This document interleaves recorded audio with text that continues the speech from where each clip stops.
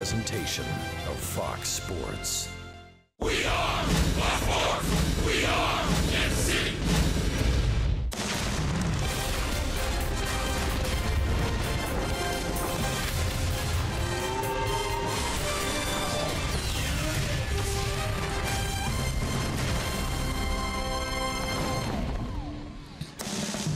Royals baseball comes to you from downtown Minneapolis. It's a brand new month for the Royals, and that's a good thing as they begin a three-game series with the Minnesota Twins. Hi, everyone. Welcome back to the ballpark with Rex Hudler. I'm Ryan Lefevre. So here we are in the month of September. The Royals are 4.5 games back in the wild card. They have several teams to pass in the wild card. If they're going to get on a run, it's got to begin tonight. Somehow find consistency, the pitching, the defense, and the timely hits. They've got to find those. It's there. But this past month, it wasn't. It's got to be more consistent. It's not about anymore who they're playing each night. It's about wins and losses. They got to win. They can't afford any more losses. All those teams ahead of them, they got their work cut out for them, but they can do it if they all pull together. Royals finished 10-18 in the month of August. That was the worst record in the American League. The Minnesota Twins had the best record in the American League.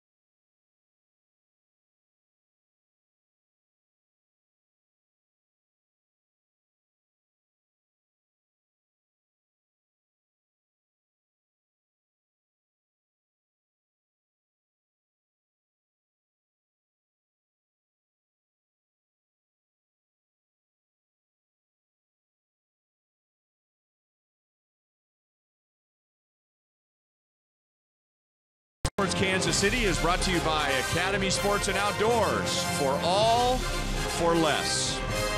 HUD, Minnesota Twins, August, your thoughts? Wow, firecracker hot, led by a couple of veterans, Mauer, Dozier. They got some youth in there too. Believe it, these guys are on a roll right now. The Royals will have to play airtight baseball to beat the Twins. It was a bad month for the Royals on the mound, but their most consistent pitcher since June will start tonight. Jason Hamill against former Royal Dylan G.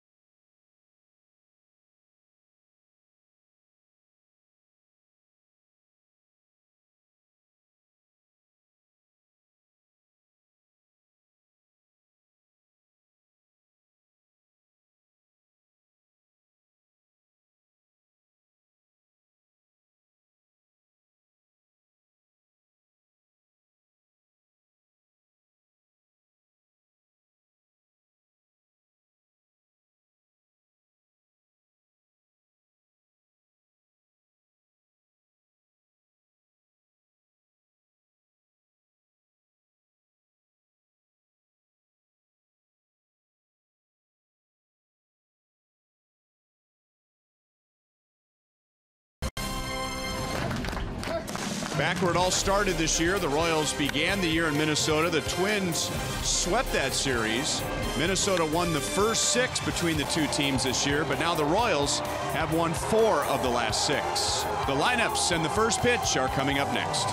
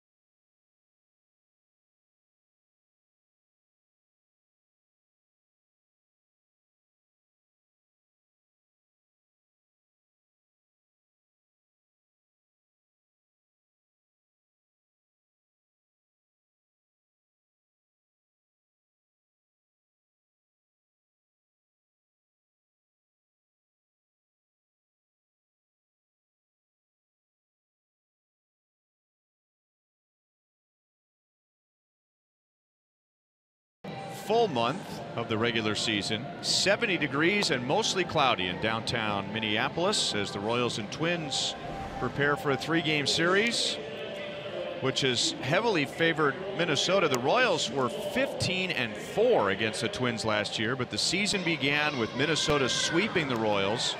The Royals have won 4 of the last 6 between the two teams, and now here they are beginning a brand new month. And it will be the 3rd consecutive game that Melky Cabrera will be starting in left field in place of Alex Gordon. And that means Jorge Bonifacio will be in right. And with some September call-ups, Ned Yost has a full bench and a lot of speed on his bench with Terrence Gore, Raul Mondesi, and Paulo Orlando. Tonight they're facing Dylan Gee, who is one of 16 starting pitchers the Minnesota Twins have used this year. He'll be making his 11th appearance of the year and his 4th start. And now time for AARP's Getting to Know Dylan Gee. That's right. And Royals fans would know him already from last season. He pitched some for the Royals. Wasn't too bad. He stepped up when Ned Yost asked him to. Fastball, slider change, a little bit of a curveball, but mainly a 3-pitch mix.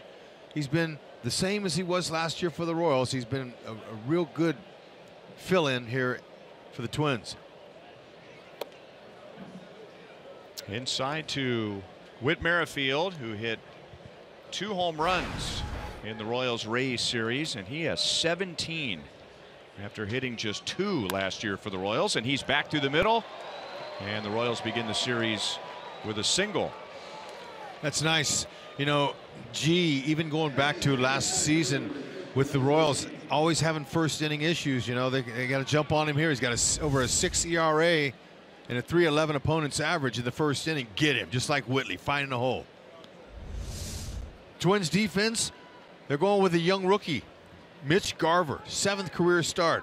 And one of the reasons why is that Dylan Gee and him worked together in minor leagues together this year a lot. Comfortable. There's a comfort level. Similar to Jacob Junis and Cam Gallagher. That's right. Kane shows bunt. and takes outside for ball one. G's not going to overpower you. Average 90 miles an hour. Look for the slider up.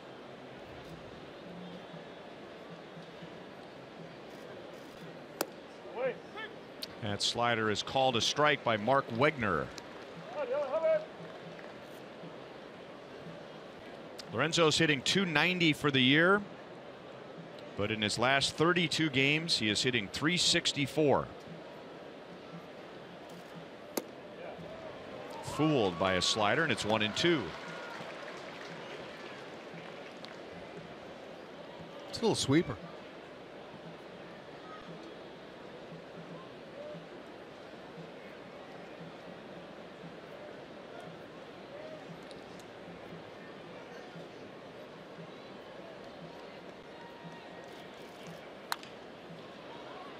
Up the right field line and foul. Still 1 ball and 2 strikes. Dylan G did a little bit of everything for Ned Yost last year. He was used as a starting pitcher. He made 14 starts for the Royals. He pitched long relief. He pitched short relief. His ERA was 4.68 in 33 games. He did a nice job. He's a little concerned about Whitley, though, sitting over there with 26 steals.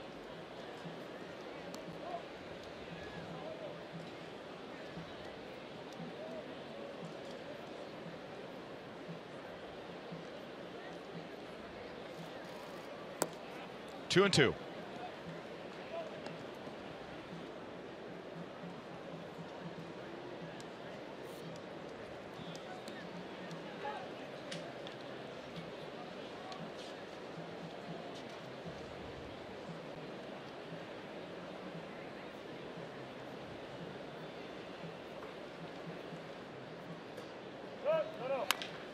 Witt was starting to go and he stopped, and the Twins will turn that into a double play.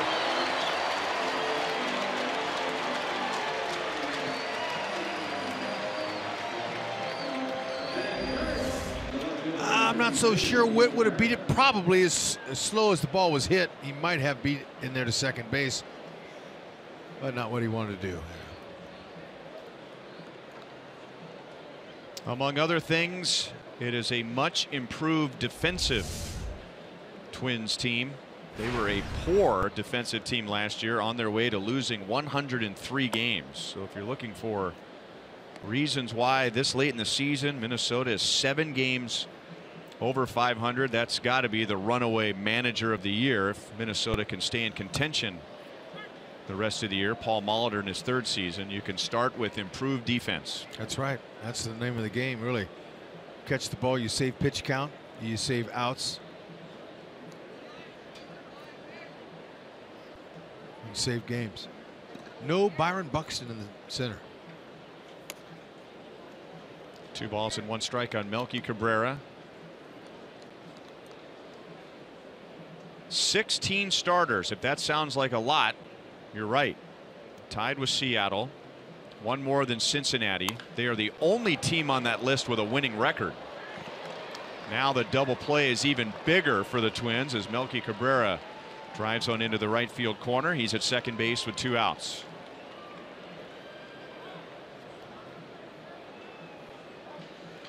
Looks like he hit a floater and he got a floater. Let's see it. And it's changeup. Just stayed right there in the middle. Melky hit it off the end of the bat. Hitter's going to be out in front of a pitch like that.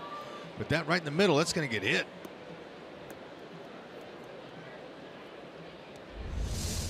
Good enough for his 23rd double.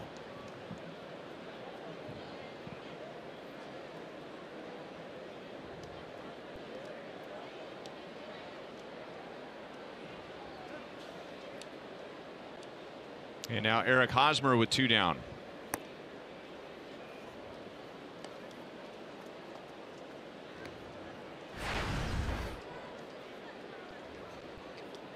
.318 batting average is 3rd in the American League. He has 159 hits, which is also 3rd in the league, and he was the Royals Player of the Month in August.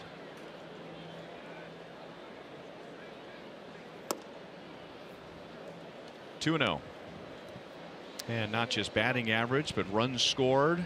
11th multi-hit games. He always seems to be among the league leaders in multi-hit games. And the 3rd highest on base percentage. He told me today it's time for him to drive the bus, and he needs some co-drivers too. He was telling me. He says this is the playoffs. This is our playoffs starting tonight. 3-0.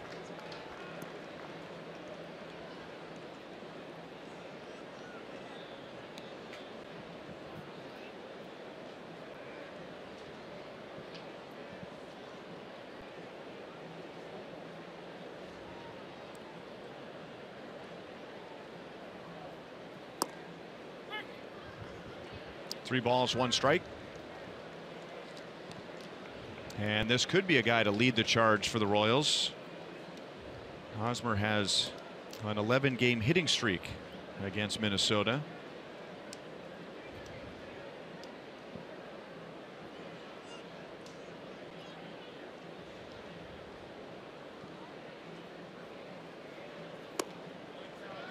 And now a walk.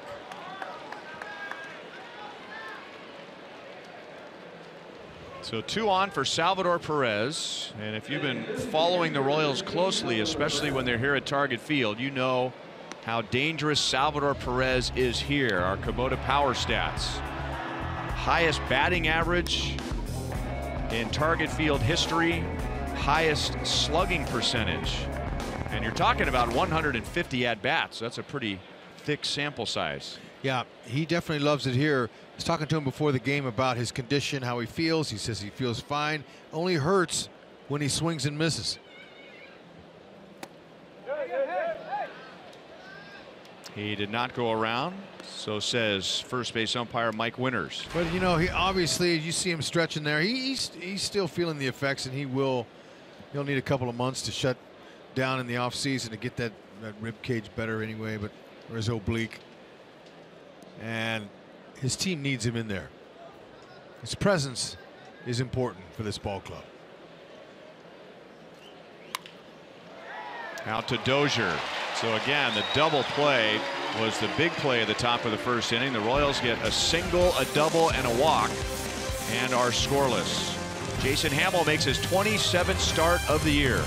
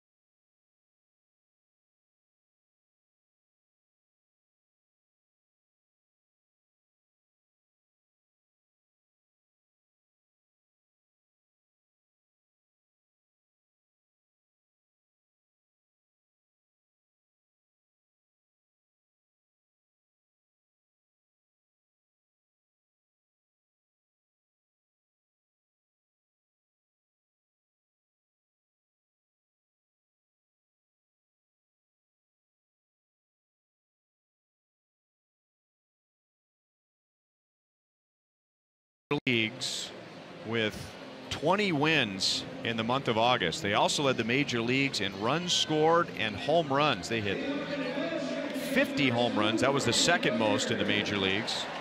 And that was with Miguel Sano missing 12 of those games. Sano will not play in this series against the Royals, which is a good thing. He has a stress reaction to his shin. He has 23 RBIs against the Royals this year, so Jason Hammel doesn't have to worry about him or Byron Buxton tonight. No, that's nice. Two of their youngest star players aren't participating, and that's all right with Hamill. Sure, Ned Yost pretty happy about that as well. Hopefully Hamill can continue to be a consistent starter like he has been his last several starts. Establish the fastball and work his secondary pitches in there. Keep the team in the game, use the defense. Deep center field.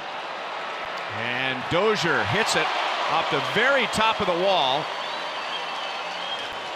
He's at second base with nobody out. And he's had a heck of a second half. Yeah, really? That ball looked like it hit the very top of that wall. I mean, like just an inch from going over. Lorenzo Cain, he shut it down. That's a slider that just hung. Stayed right in the middle of the plate. Lorenzo, oh man, look at that. That's some tough luck for Dozier, but that's good for Hamill.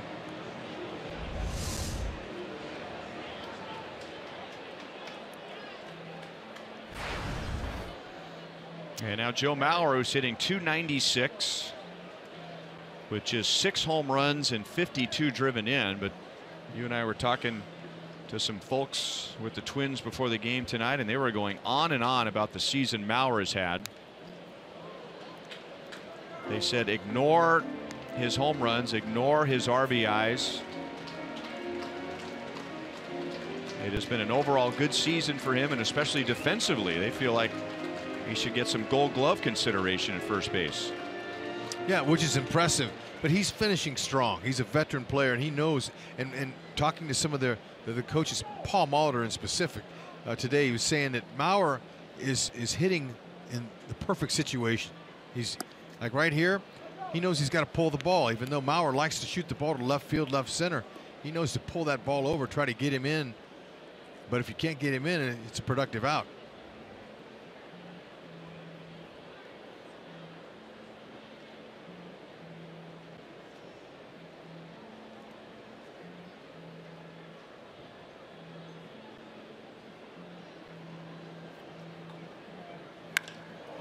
That's hit well to center field, but Cain is right there. Dozier slipped going back into second base. He will tag and still advance to third.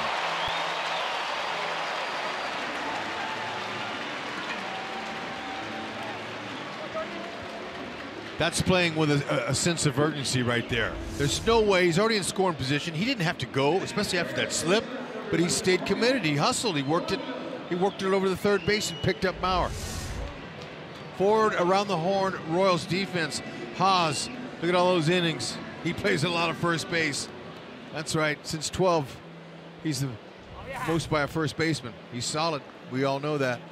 Now they're going to have to play in here. And Jorge Polanco is batting third for Minnesota. He was really struggling at the plate the last time the Royals and the Twins played, which was the end of June into early July, so it's been a while. But in talking about Minnesota's great month of August at the plate, Polanco was one of the players that led the charge. 1 ball, 1 strike, our Academy Sports and Outdoors leaderboard. He had the second best average in the American League in August, .373. And it wasn't just a bunch of singles. He had the second most extra base hits in the month of August. So Paul Molitor has him batting third. I thought that was a typo at first, because the last time the Royals saw Minnesota, he was scuffling. I mean, he was looking like the young player he is as far as experience goes at the plate. Because he had bats weren't quality. And Paul Molitor was telling me again before the game about how he's not pressing. He's not trying too hard. And he's swinging at strikes. It's a big difference there when you're pressing, you're swinging at everything.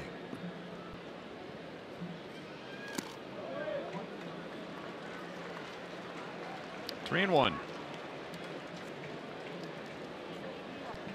Lots of times, you know, early in the game like this, a manager's not going to bring his infield in. He's going to trust his pitcher that he can get to that second out and then get the third out as well. But right now, Ned, he sees an urgency to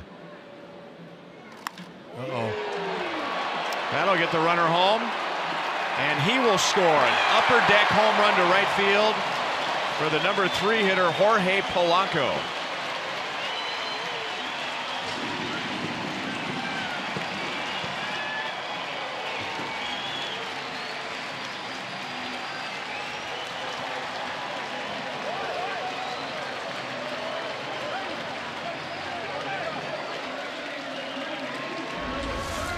You could just tell the Minnesota Twins are playing with a sense of urgency. There's another mistake right over the plate. Slider.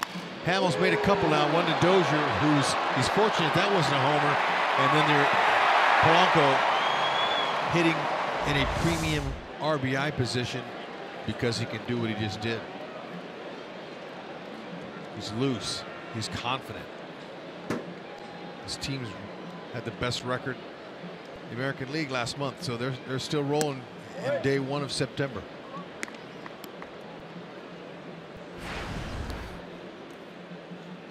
Eddie Rosario has been a different player since the last time we saw the Twins. He has 20 home runs.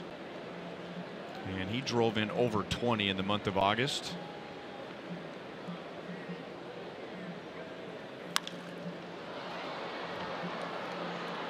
Melky Cabrera, there's not a lot of room to work with out there.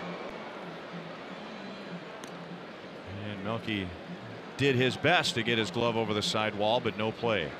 1 ball, 1 strike. Might notice a lot of the players, the umpires, are wearing yellow wristbands, and they have yellow ribbons on the jerseys. September, Major League Baseball, it's Childhood Cancer Awareness Month. An estimated 300,000 cases of cancer affect children worldwide each year. Log on to MLBcommunity.org to learn more.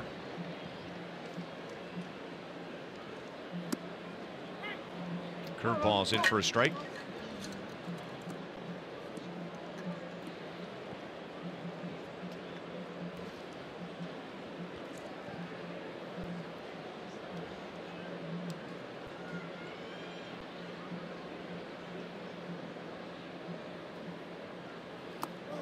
Joel and Monty were telling you how good Jason Hamill has been this year in the first inning. Well, he was good in the first inning on Saturday, and the second inning, and the third, the fourth, and the fifth. He retired the first 16 Indians on Saturday, and then 7 of the last 11 he faced reached. And Hamill ended up giving up 4 runs in 6 2/3. Cleveland won that game 4-0. Yep, all started with that Zimmer base hit up the middle. His biggest nemesis against Minnesota this year has been the Royals' biggest nemesis, Miguel Sano.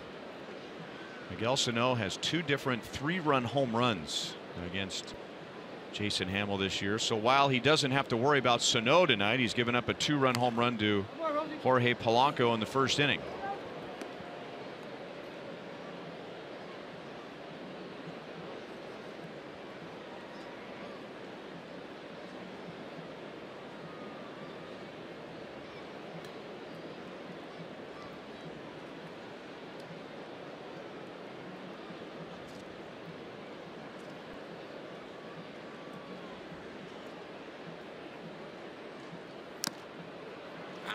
Foul tip and a strikeout, and Hamill has his first.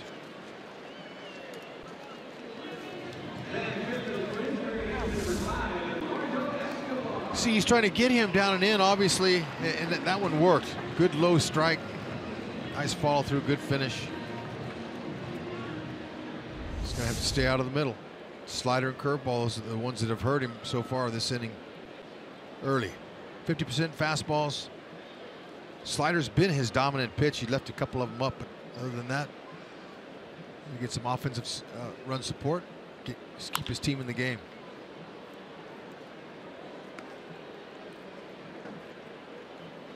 Eduardo Escobar is filling in at third with Sano on the disabled list. He is batting 5th.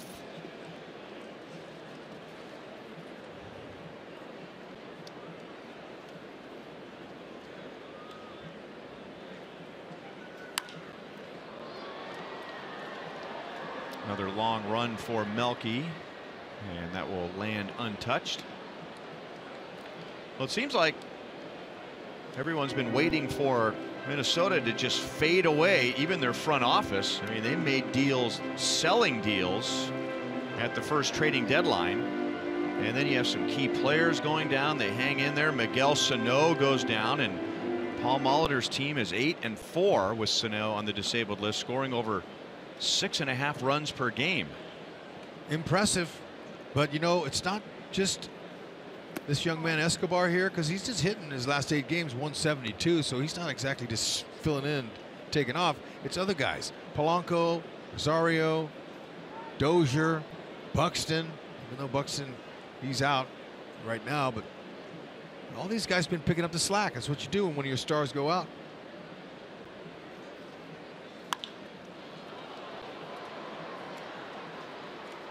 Kane is there in center field. That's the inning. Jorge Polanco batting third for the Twins. It's a 2-run home run in the bottom of the first.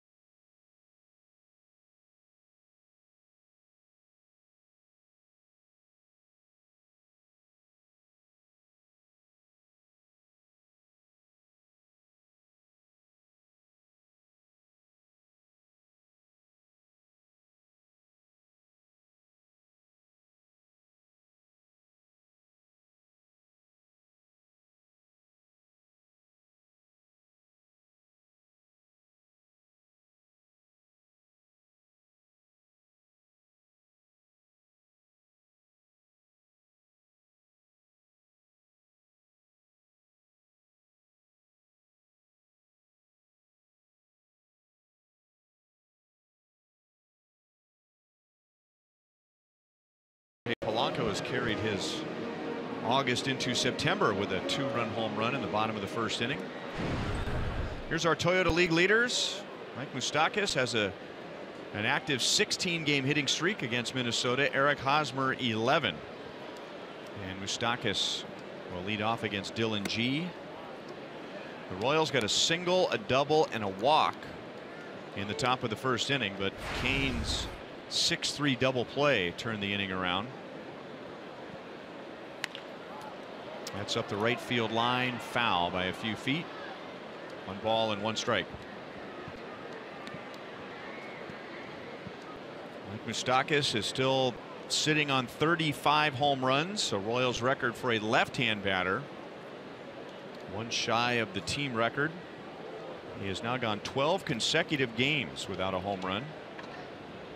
His longest stretch of the season. 2-1. Once he hits one, he could go off and hit 3 or 4 here in a week. He's at that kind of eye to the ball, and you know he's aggressive early in the count, looking for his pitch. They're trying to pitch him in. They also, I'm sure they've seen how he's been going up to center field and going out to left field too with some of his nice swings. The defense will shift with the count 3-1 as a third baseman Escobar passes by the shortstop Polanco and goes over to the right side.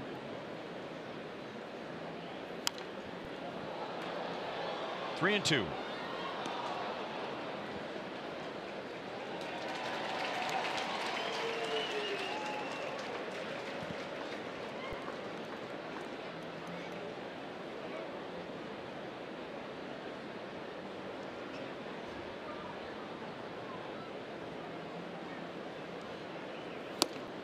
Fastball struck him out. One away in the second inning. The big story was the second trading deadline. That was yesterday, and here are some of the big names that moved. The Tigers unloaded a couple of big contracts. Justin Upton and Justin Verlander were traded away. The Angels got Upton. They also got Brandon Phillips from the Braves, and Justin Verlander goes to the Houston Astros, who did very little, much to the dismay of a lot of the Astros players before the first trading deadline, and now they've got Justin Verlander in their rotation. Yeah, and they waited to the last minute before they could get him eligible for postseason, get him in there. Yeah, good for them. Verlander's been good this year too. Big shot in the arm. Angels too, taking care of a non-productive left field and second base. Although Pennington's been pretty good at second recently.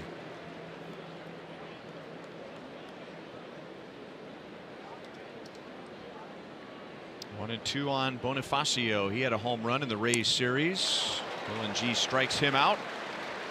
2 away.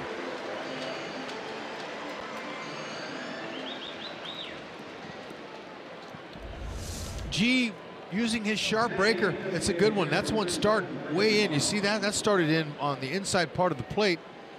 By the time it just floated up there and had some good spin rate going down. Got him to swing at.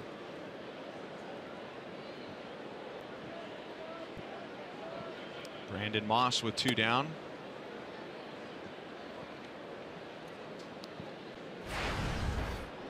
He has 17 home runs. 4 have come against Minnesota this year. 2-0.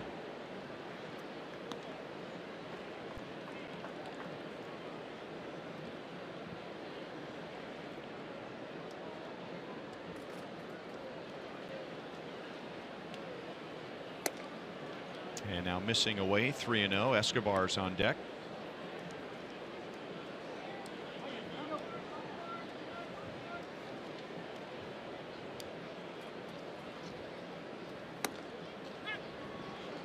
Three and one.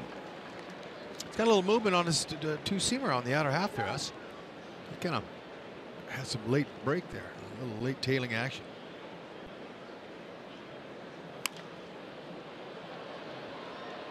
At a play.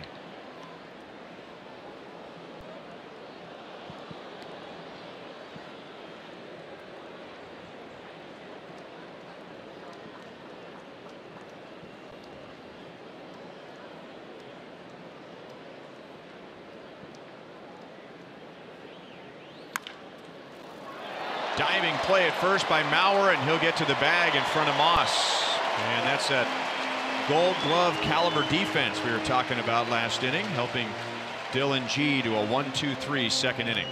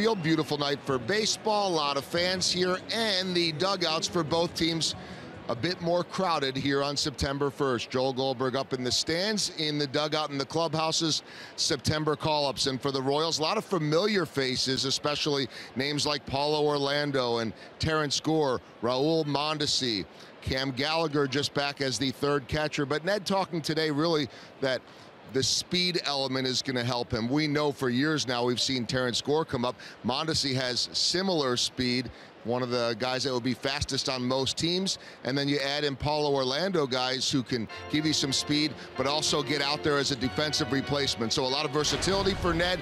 And also a name we hadn't maybe seen before, Andres Machado, who began the year in Single-A, battled over injuries and years in rookie ball, and now he's up here in the big leagues for the first time ever. A dream come true for the Venezuelan. Guys? And I understand that he was so excited and when he was called up that when he got on the team plane last night, he shook everybody's hand. Yeah, wanted to meet everybody. You know, why not? I mean, that's a fresh attitude of happy to be there. I mean, you know, he realizes how fortunate he is. I like that response. Kepler got tied up, but drops it into left field in front of Melky Cabrera.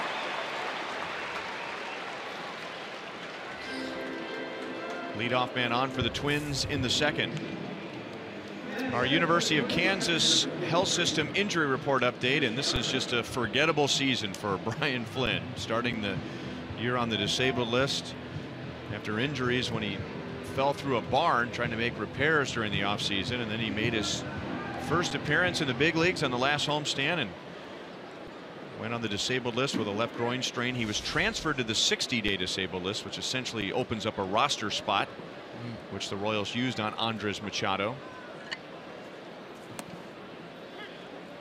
That's a strike to Mitch Garver. Yeah, too bad for Brian Flynn. Tough break.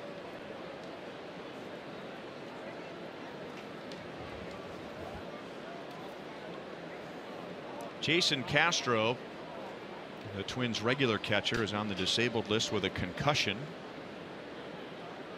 So Chris Jimenez and Mitch Garver have been doing the majority of the work. Kane gets behind it. Kepler tags and holds as Kane made a perfect throw to second base. Garver is out, number one. So as Locane's going back, tracking that high fly ball, the other guys have time to look back and see what Kepler, the base runner, is doing. And they're looking back. He's running back to first. They're yelling to Locane. He's tagging. He's tagging. That gives him an idea. And so Locane was able to catch the ball and fire it in there and keep Kepler from advancing. So far, early in this one, when the Twins get a base runner on, they are pressing the metal. They are putting it down. Being aggressive, trying to take advantage of any little miscue or any kind of opportunity they can. Kenny Vargas, the switch hitting DH with 1 on, 1 out.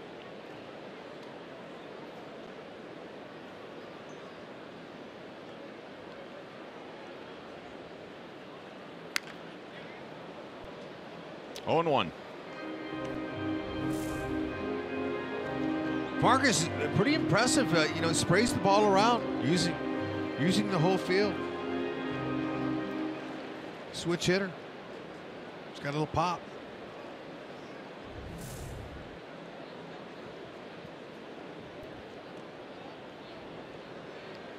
Royals have lost 67 games,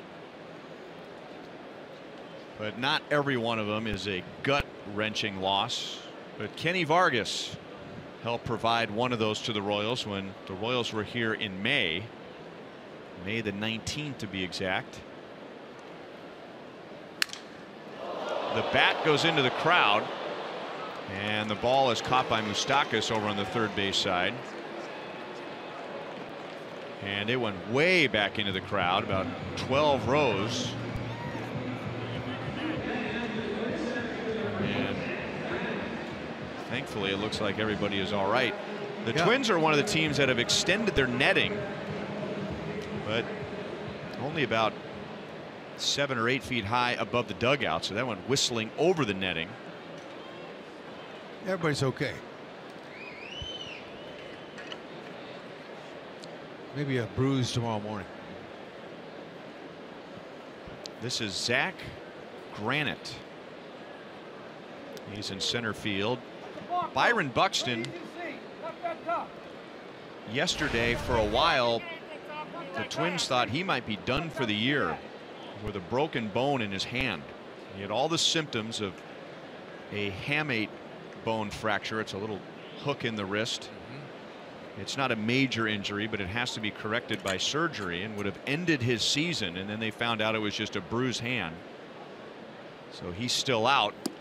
And yet that was a big relief for the Twins that they didn't lose him for the rest of the year.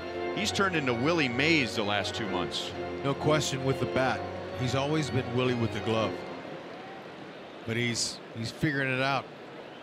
He is doing what his shortstop's doing, Jorge Polanco, relaxing, playing the game with confidence.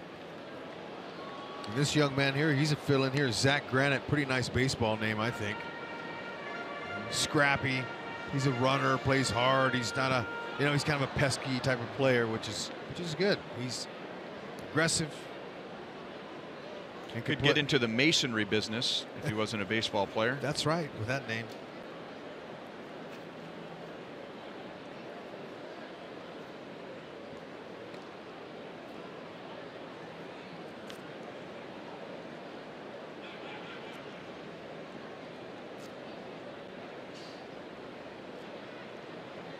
Hamill gave up a 2-run home run to Polanco in the first inning.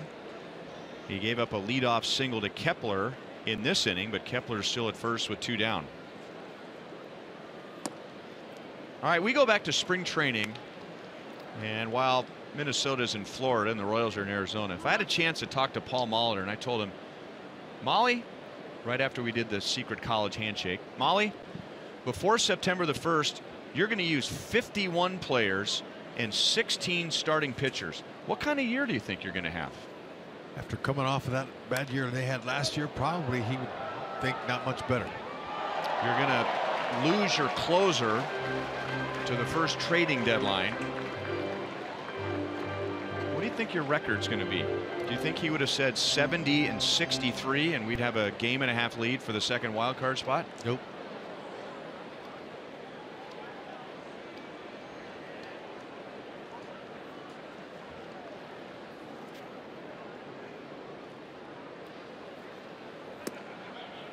Surprisingly, he does not have a contract for next year.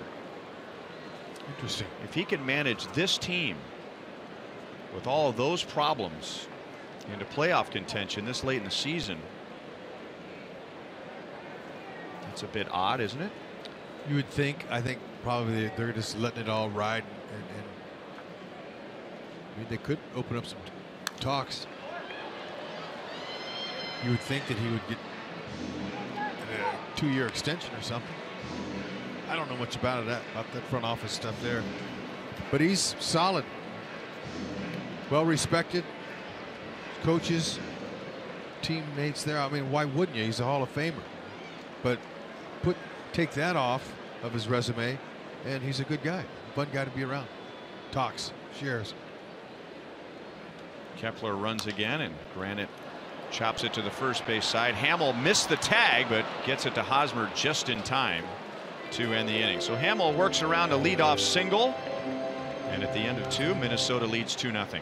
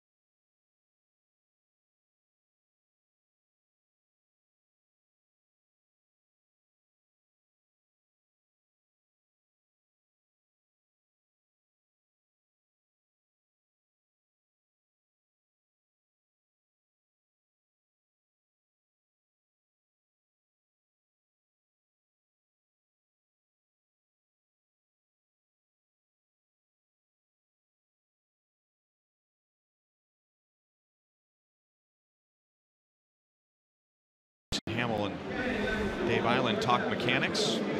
Well, this is the uphill climb the Royals have. They are going against baseball history. Only 2 teams have made the postseason going into September under 500. The 1973 Mets, they won 20 of their last 28, and the 2008 Dodgers, who won 17 of their last 25.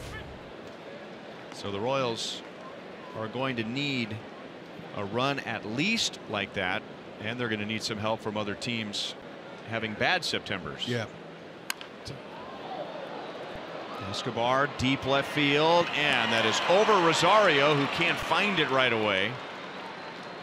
Escobar will be at second base with nobody out.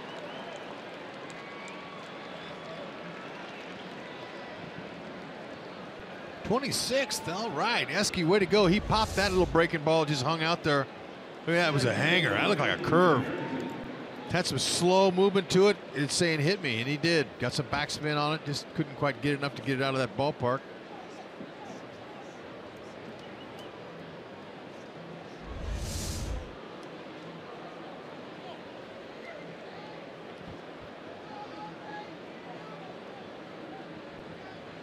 Whit Merrifield taking a little glance over at third.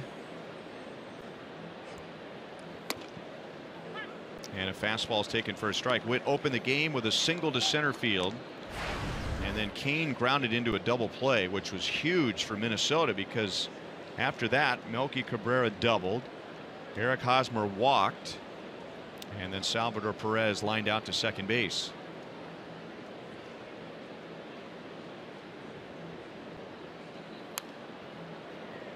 Whit was taking a shot at the right side. 0-2.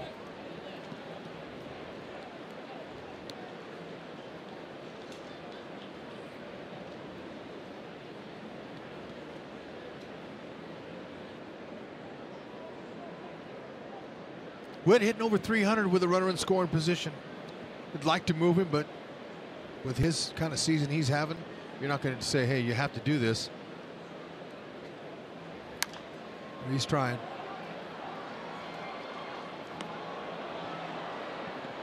Well, we almost saw Dozier hit a home run in the first inning.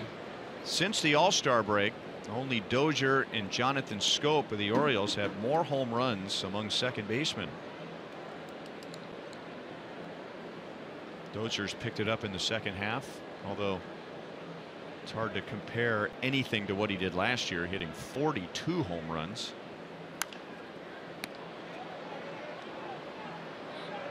Dozier's a really good player, but if you started lining up major leaguers against a wall, you know, like kids do in school when you're picking teams.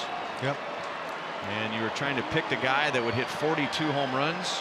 Yeah. You wouldn't start with him.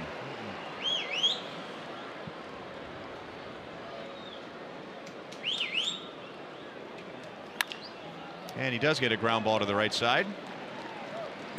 So down in the count, 0-2. Whit avoids the strikeout. He makes a productive out, and Escobar's at third with one away. Excellent.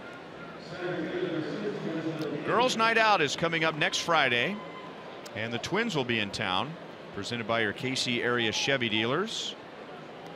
Proceeds will benefit the American Heart Association Go Red for Women, and the first 10,000 ladies through the gates receive a Royals Infinity Scarf. You can get those tickets right now at Royals.com. Wide open for Lorenzo Cain to put the ball in play and get the Royals on the board. That's the importance of a leadoff double and then the next guy getting him over. As you can see,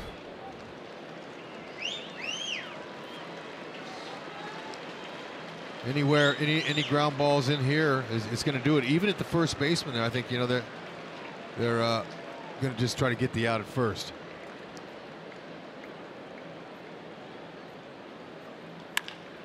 How about a base hit into center field?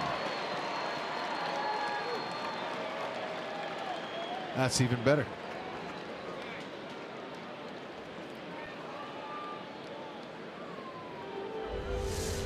Royals are on the board. You can see it. Locaine, he's just trying to make some contact, but the biggest hole is right back up the middle.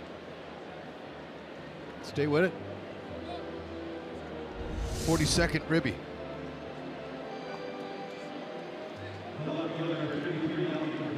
Melky Cabrera doubled up the right field line in the first inning, making him 5 out of 11 against Dylan G.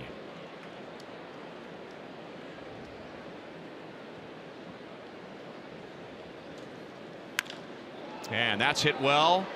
Left center field, past Granite. And now Kane is around third, and that will end a long RBI drought for Melky Cabrera. He ties the game with a double. He had gone 13 games without an RBI, and he makes it 2-2 in the third inning. Beautiful. Look at this ball. Center cut right down the middle at 90. Big league hitter. He's not going to miss that. Now, sometimes he'll hit it at somebody, but this is fortunate here. Not the best route I've ever seen by the center fielder on that ball, granted, but he's trying to cut it off. He tried to get to it, but there was no chance. So back-to-back doubles for Melky so far to start his night. It's good. That one had a stake attached. See if they can get some frenzy hitting going. We haven't seen frenzy hitting in a long time. Well, as predicted before the season began, the Royals are hitting more home runs.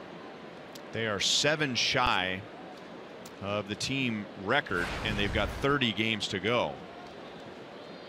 So that's the good side of that statistic. Inside to Hosmer, ball 1. The bad side is that there have been stretches where you feel like the Royals have been too dependent on home runs. And before the 2 runs in this inning, 13 of the last 14 runs scored were by way of a home run. Yep. Which is nice. And they'll take it. But the Royals are going to have to be multi-dimensional on offense again. They are. They're going to need to play some small ball. That's important. And we just saw it. That's how they got on the board right here. Whitley got him over. Little things turn to big things in baseball, and the Royals, they know how to do it. Sure, every team is different each year, but still a lot of the same guys are on the team that know how to play small ball. So here's a telling stat right here. The Royals have 2 RBIs tonight without a home run. In their previous 7 games, they had 1 RBI without a home run. Yeah. So they got to get some balance back to that That's offense. Right. With the home run being more of the exception than the rule. Yeah, they'll take them. The home run is like a, oh yeah, we'll take that. But you know, you work them. You're taxing the defenses when you play the small ball game. You know, their defense is on their toes, and when you press them, they make mistakes. And that was all part of their winning formula in their championship seasons.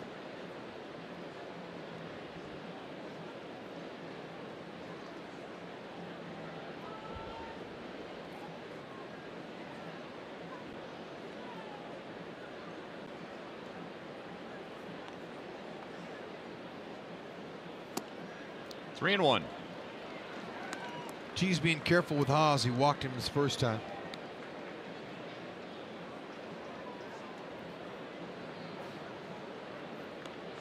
Salvador Perez lined out to second his first time up against Dylan G.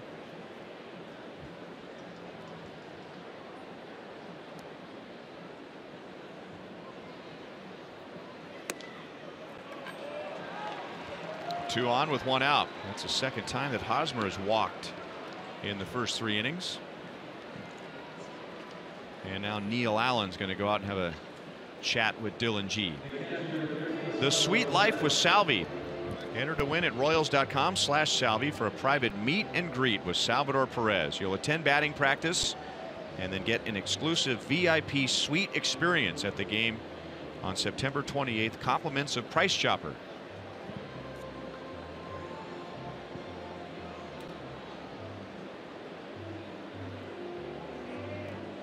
Neil Allen, Minnesota pitching coach,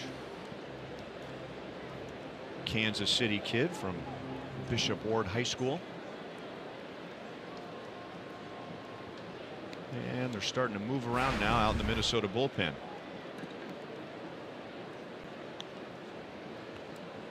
Sid, whatever you do, don't hang one to Salvi. Don't give him one up in the wheelhouse. He knows what to do with those here at Target Field.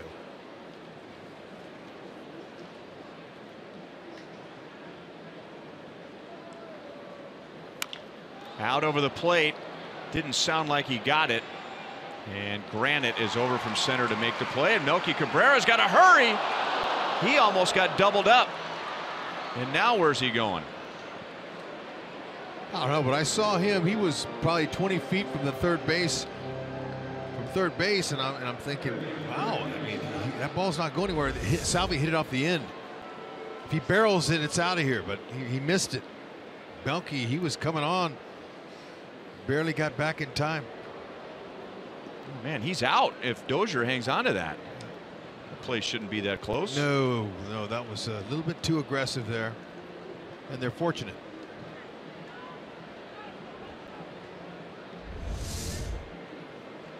So 2 on, 2 out to Mike Moustakas.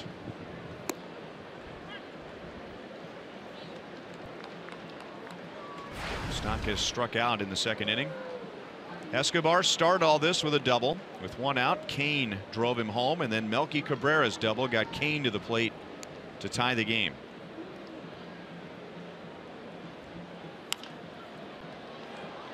Oh, and 2, and we mentioned they're moving around in the Minnesota bullpen, and Tyler Duffy is warming up as Dylan G has thrown 53 pitches in 2 2/3 innings. A lot of those right down the middle. Moose missed 2 here.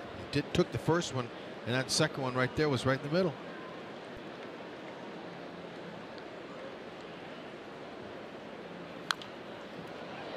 That'll be back and out of play.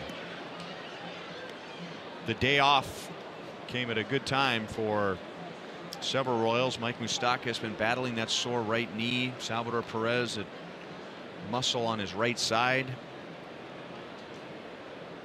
as well as all the other nicks and bruises and just overall fatigue that comes with this part of the season. 1 ball and 2 strikes.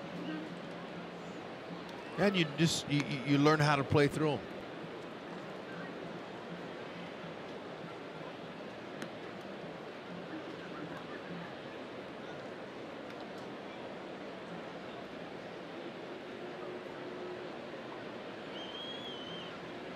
See if with 2 strikes Moose won't just take one and lob it out to left field. He can hit it to the shortstop where the shortstop normally plays. He can hit it as slow as he wants. And that'll be a base hit right through the side over there. Hud, we always talk about a hitter when he doesn't have his drive leg, his back leg. Yep. What do you lose as a hitter if your stride leg or your front leg doesn't feel right? Well, you know you need both. Well, but the back leg, if you're having knee issues there, that's going to hurt. It's going to take a little bit of power away. A lot of guys hit up their front side too, so it's more on the back leg than it is the front leg. You got to really, that's where you generate, that's where you start from, that back side, and then you try to evenly balance it to the front so you're right down the middle. Did he go? He did not. Mike Malinsky is umpiring at third base. I mean, Moose was on such a roll with the homers for the longest time. This is the first time all year he's missing his pitches. One reason or another. Still getting his hits.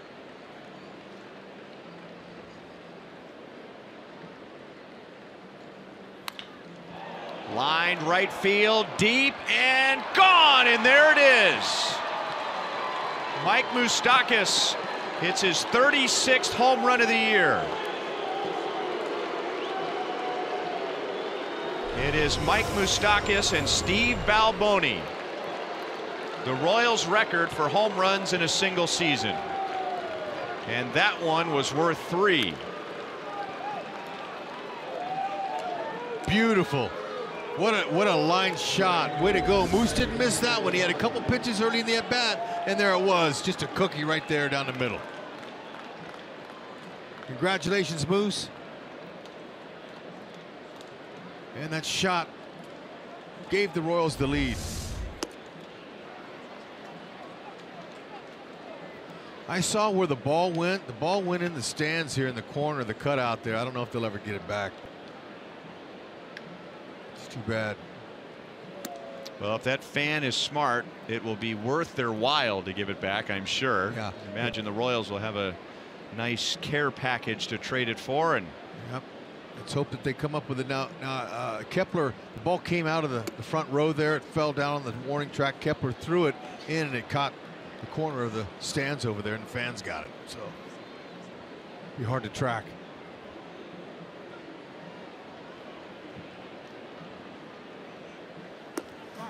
so down 2-0. The Royals get 5. Kane drives in a run. Cabrera drives in a run, and Mike Moustakas drives in 3 with number 36. 1 more to go, and he's got the record all to himself.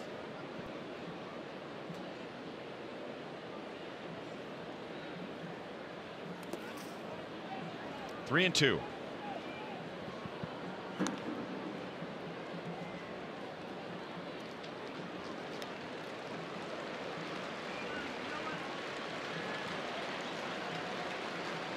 The crowd is reacting to the video board, which said make some noise, because it's pretty quiet here. And now Bonifacio hits it foul off the left field line. He didn't miss that one. That was right down the middle of the plate. Think of all the work those two have done together. Mike Moustakas and Dale Swaim in the cage, on the field, just talking, hitting, looking at video. You got to congratulate Dale Swaim too.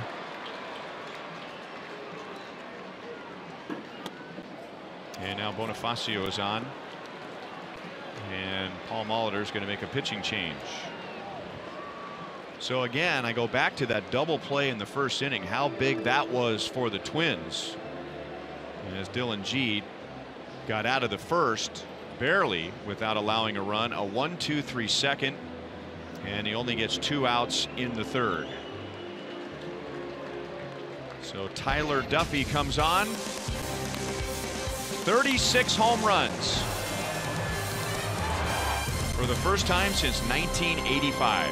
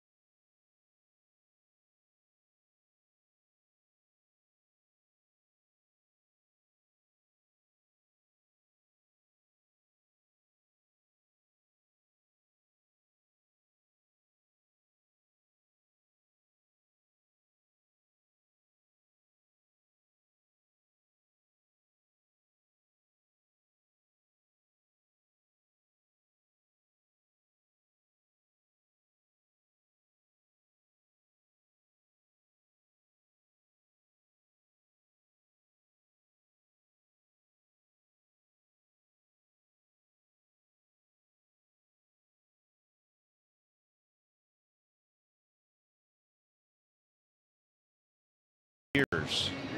But a Royal, Mike Moustakas, has tied Steve Alboni's 36 home runs from 1985. He had gone 12 games between 35 and 36. And we'll see if that takes some of the pressure off of him. Tyler Duffy is a Chevy call to the bullpen as the Royals will send their 9th hitter to the plate in this 5-run third inning.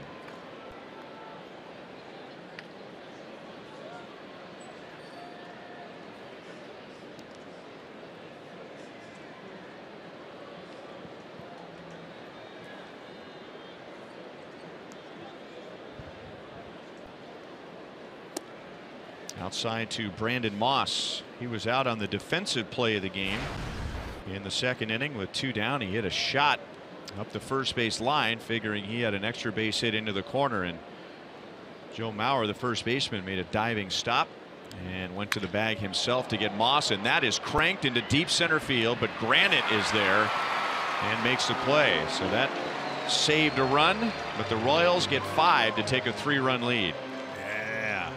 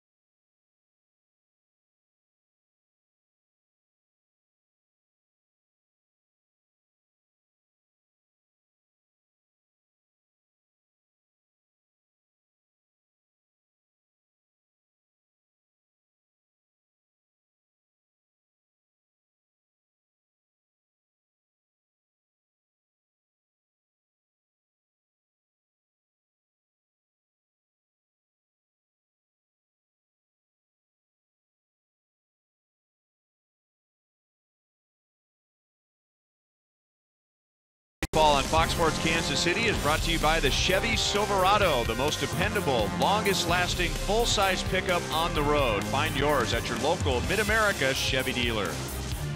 By the Missouri Lottery, every ticket played gives back to Missouri schools, so play it forward with the Missouri Lottery. And by Ford, going further so you can. Jason Hamill pitches with a 3-run lead as the Twins begin their second time through the order. Dozier, Mauer, and Polanco. Dozier just missed a home run. Mike Moustakas just hit a home run. A 3-run shot for number 36. Dozier ended up with a double, and he scored on Polanco's home run. Foul ball came up and got him. 0-2. Dozier, he's playing much better baseball this year. I mean, you know, the home runs were impressive last season, over 40. But Paul Molitor, his manager, was telling me that his defense has been a lot steadier. He understands the importance of being a middle infielder, second baseman, how important those plays are. Make all the routine plays. Couple of special plays if you can, but it's the routine play that Molitor's been impressed with him with this year. The consistency. He's only made 4 errors.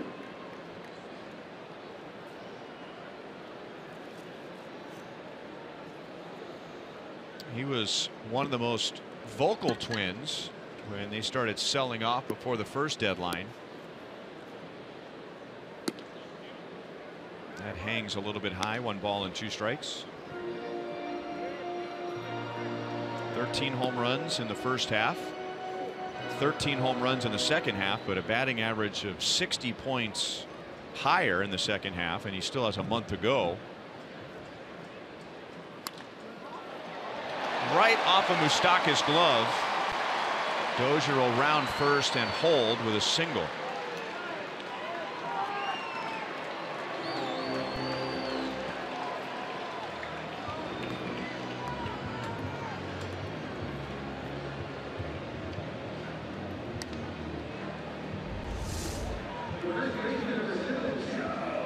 Moose showing some hops just off the tip of the glove.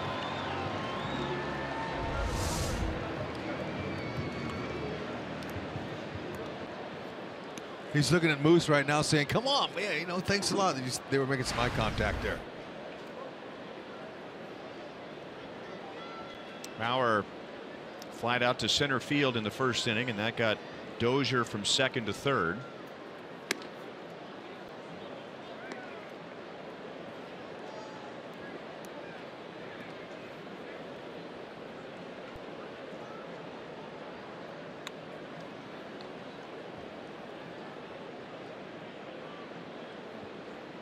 Mauer has hit in 8 straight coming into tonight.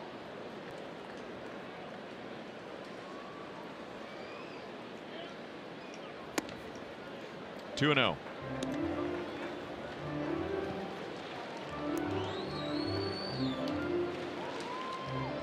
It's only the bottom of the third, but I get the feeling that this is a big inning.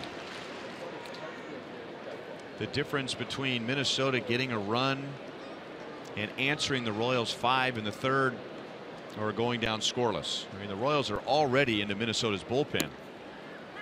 2-1 on Mauer.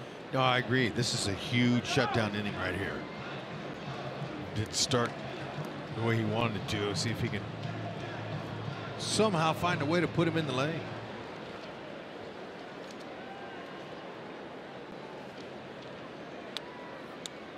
Hamill's a fly ball pitcher. He has induced 4 ground ball double plays.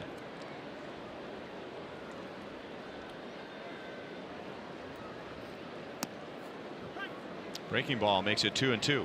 Mauer has hit into the most double plays on his team 14 times.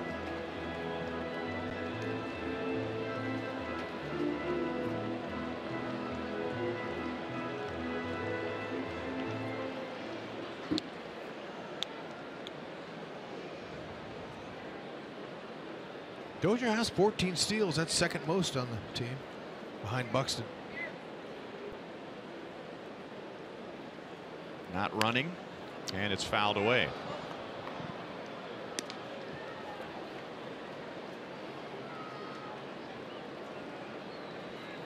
The Royals and the Twins both have 78 stolen bases. That ties them for 5th in the American League.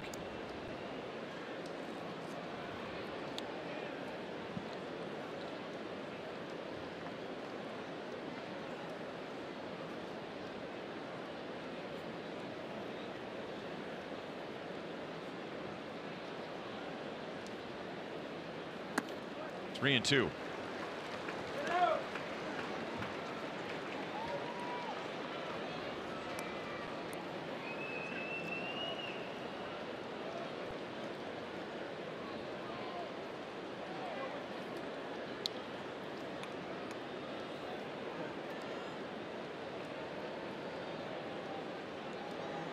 Dozier does not have a threatening lead over at first, but he's running. And Mauer drives it to left field.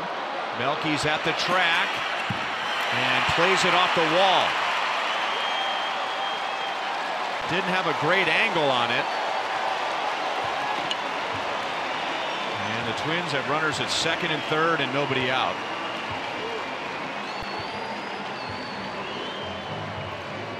He looked uncomfortable on that ball the moment it was hit. Good swing. You see all those bunched up there in the middle.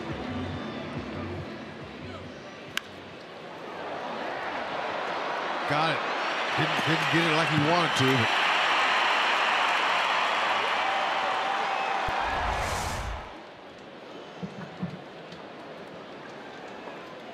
But second and third, nobody out to Jorge Polanco. Polanco in the first inning had Dozier at third and 1 out. The Royals had the infield in, trying to put some pressure on Polanco, who was just trying to hit the ball in the air, and boy did he ever. He had a home run into the upper deck in right field to give Minnesota a 2-0 lead. yeah, he didn't miss a 10th homer. And that's hit deep to left field. Melky makes a play on the track. Both runners are going to tag, and both will advance. Polanco is driven in all 3, and Minnesota answers with a run, and now they have a runner at third with 1 out. Hamill, so far in this one, everything's up. He doesn't look like he has a good break on his slider tonight. He's not finishing it down by the hitter's feet. And when it stays up like that, it's easier to elevate it. Hit it in the air.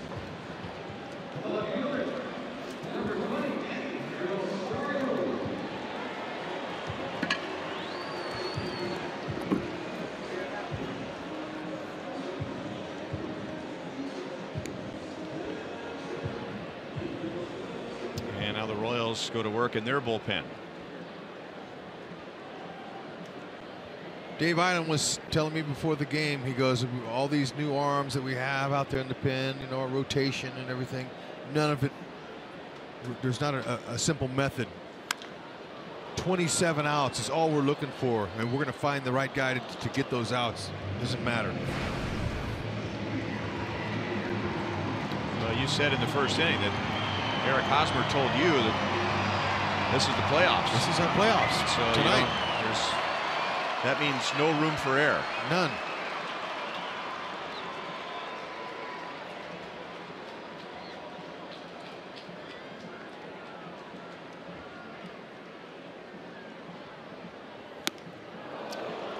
Rosario goes up and out of the strike zone, and Hamill's ahead 0-2. Seemed like they had an idea for that. Hamill was watching Salvi. Salvi's target was up there, perfect. You see his head pull off. He was trying to hit that a mile. And try it again.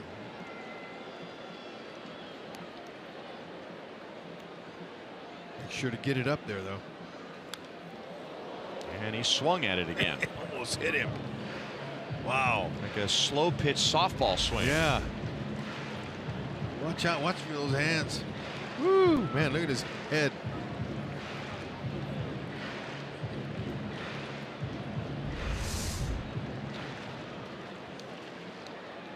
Go up there again.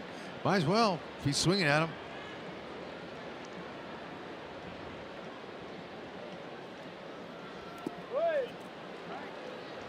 One and two. But you know, you really don't want to give him anything up in case he does get on top of it and knocks in that run. It's just one out. Don't want to give him a sacrifice fly, but let's see. Go back up. Yep.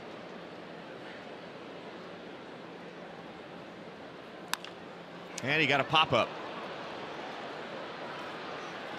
Kane calls off Escobar. Maurer was halfway, and that would have been a short throw for Kane. 2 down. Nice. It worked. Check out the pitch sequence here. Fastball off the plate. One up out of the zone. Another one up out of the zone. The slider here just to change the eye level. And that one there was hittable. Got the job done.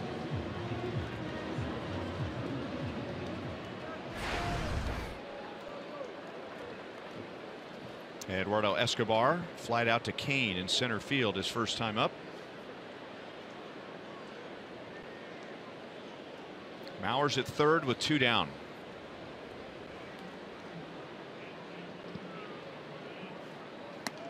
Hamill has had a knack for buckling down in situations like this with runners in scoring position. His opponent's batting average goes from 266 to 202, and then with 2 outs it goes down to 150. Okay, stay true to it. Get it done.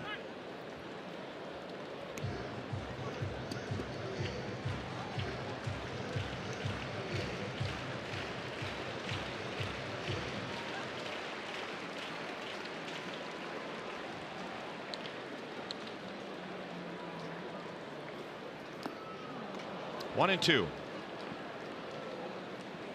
Ideally, this would have been a scoreless inning right after the Royals get 5. But if Hamill could hold Minnesota to just 1 run in this 3rd inning after they had 2nd and 3rd and nobody out, that would be a small victory. I agree. Try it again. Same slider down. It's working a little bit better now. And he got it down. Okay. And he got the strikeout. So not all that bad, all things considered, as Minnesota gets one to make it a 2-run game. Nice blocks out.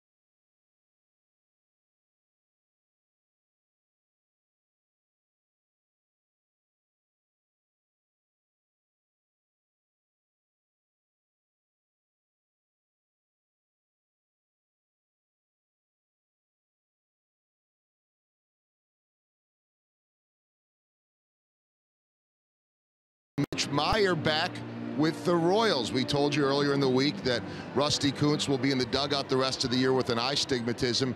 Mitch Meyer, former first-round pick of the Royals, has been a minor league outfield and base running coordinator this year. He has learned from the best, Rusty Kuntz, but he said he visited all the affiliates, the higher ones, 4 times this year, working with them on base running, outfield, bunting. He said he has a new appreciation for how raw some of the kids are that he just didn't realize when he was coming out of college, the amount that they still need to learn. And what'll be fun is to watch him at first. He'll be there the rest of the year for September here, and see guys like Hosmer and Moustakas and Salvi and Melky and Escobar and Kane and his good friend Gordon when they get to first, because those are former teammates of his. They now jokingly refer to him as Coach Mitch with the stopwatch and all of that type of stuff.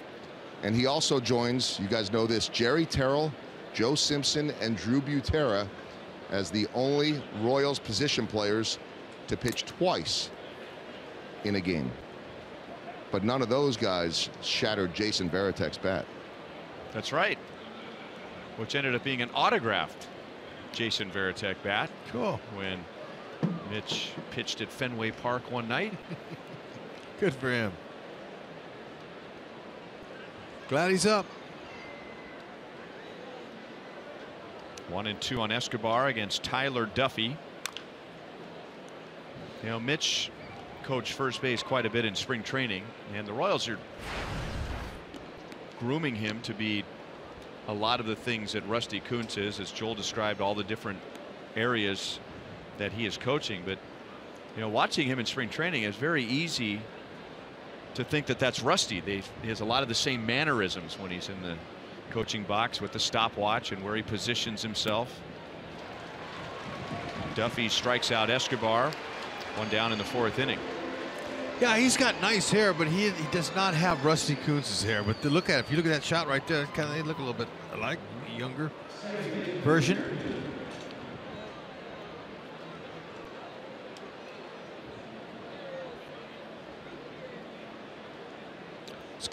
Still glad that they have Rusty in there working with the guys, base running and the jumps, and it's just, you know, that's too dangerous for him. If you can't, if he's having some vision issues, you got to get off of the field.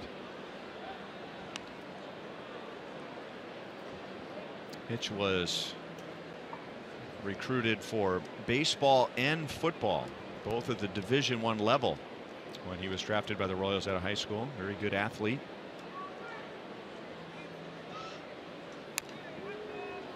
One ball, one strike on Whit Merrifield. Duffy His heater's decent, but it's that big breaking ball that gave Escobar some fits. Low to mid-90s with his heater.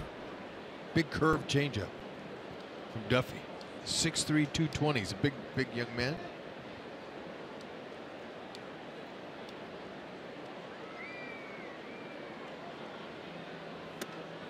Got him. Or did it? Guess not. Jersey's a part of the body. Let's see.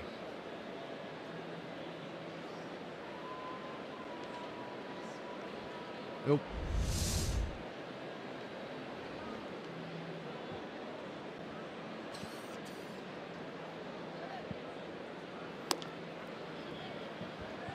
Three and one. Take a look at that crossfire step by Duffy. 3/4 arm slot. Not easy for a righty.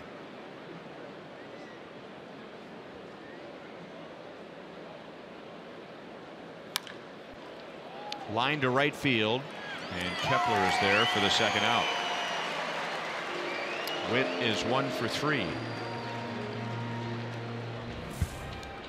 There's no better way to enjoy a Royals game at Kauffman Stadium than with a group of friends, employees, or customers.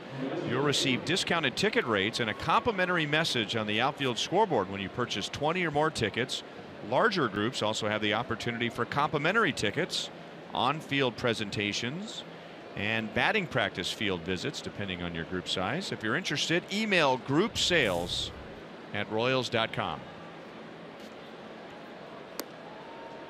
Lorenzo Cain hit into a key double play for Minnesota in the first inning, and then he made up for it by driving in the first of the Royals' 5 runs in the third with a single, and then he scored on a double by Melky Cabrera. Royals added 9 and scored 5 in the third inning.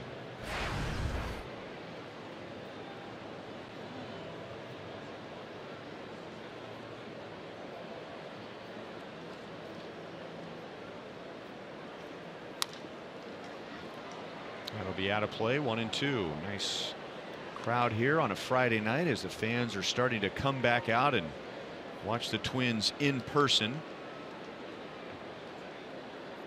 Twins had a stretch of 4 consecutive 90-loss seasons, and then 2 years ago they had a winning season, and we're hoping to build on that.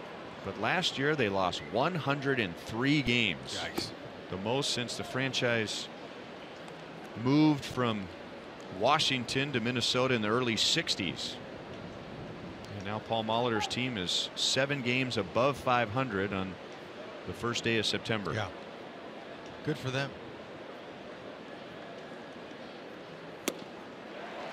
Duffy has a 1-2-3 fourth inning with 2 strikeouts.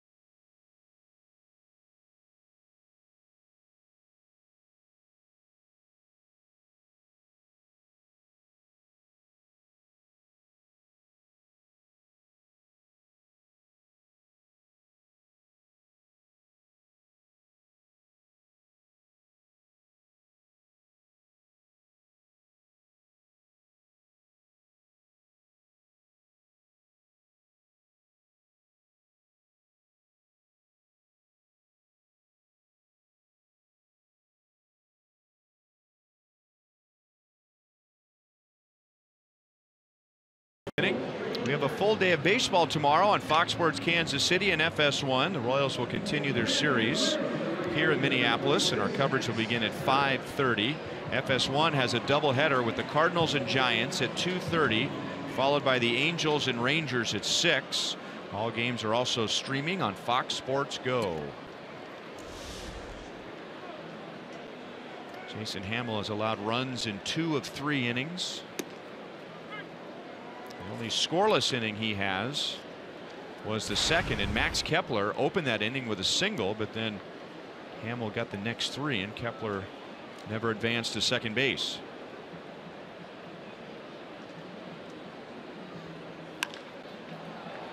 Off the knuckles, and it's Melky Cabrera over from left field making the play, and Kepler is 1 for 2.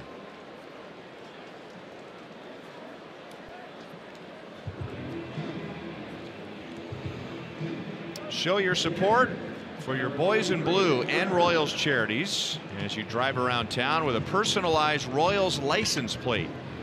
Reserve your customized Royals plate with a $35 donation to Royals charities.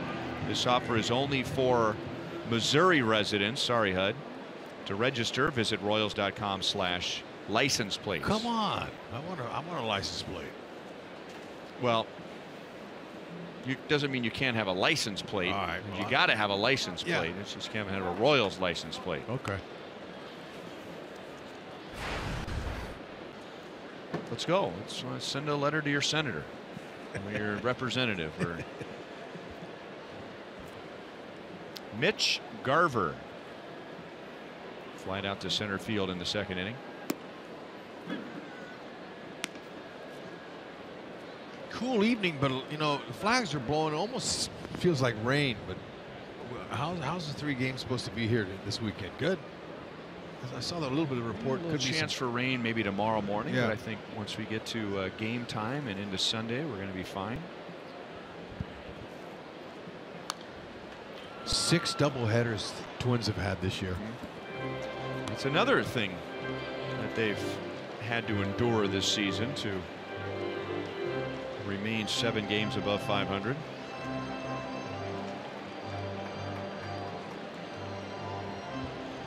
Big Kenny Vargas waits on deck.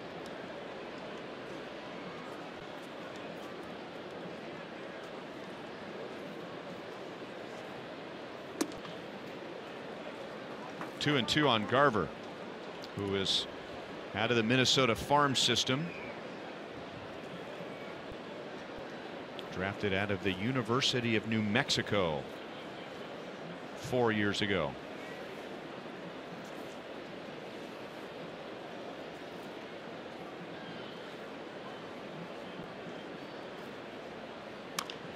Tied him up, and he fouled it away.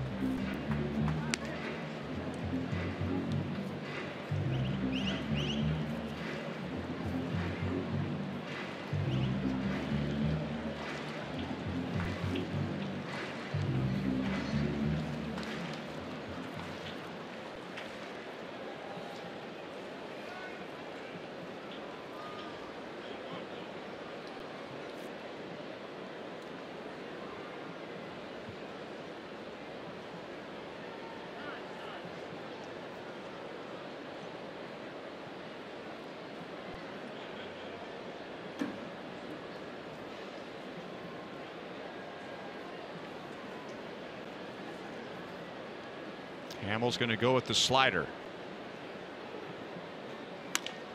And it's hit on the ground to Escobar. 2 up, 2 down in the 4th inning.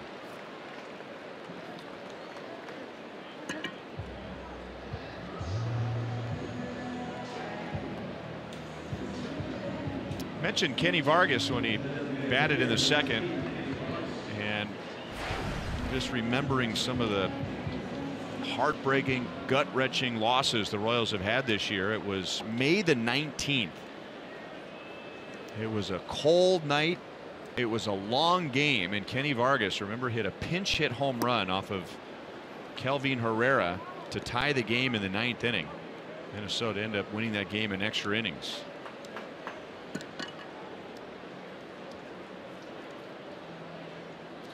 You know, when Sano comes back, there's been talk about him DHing when he comes back. So if I'm Vargas is very talented, both sides of the plate. If I'm him, I drop 25 pounds in the offseason. I come back in great shape. I train. I get my body prepared, and that tells your manager, your organization, whoever you're with, I mean business. He's a big guy. He could cut 20. Might help him. Hamill has his first 1-2-3 inning, getting Kapler, Garver, and Vargas. 5-3 Royals at the end of 4.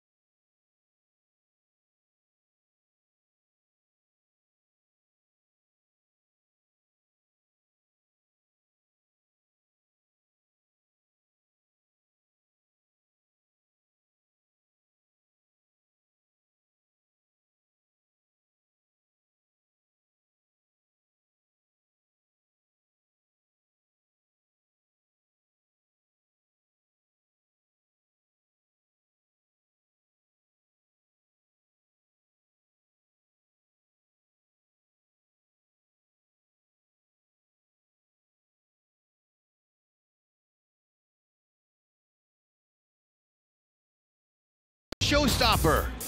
Check it out here now. They are in Arlington. That's Joey Gallo, 37th home run. That ties Judge for the American League lead. Moose is not far behind him. Rangers up 6-2.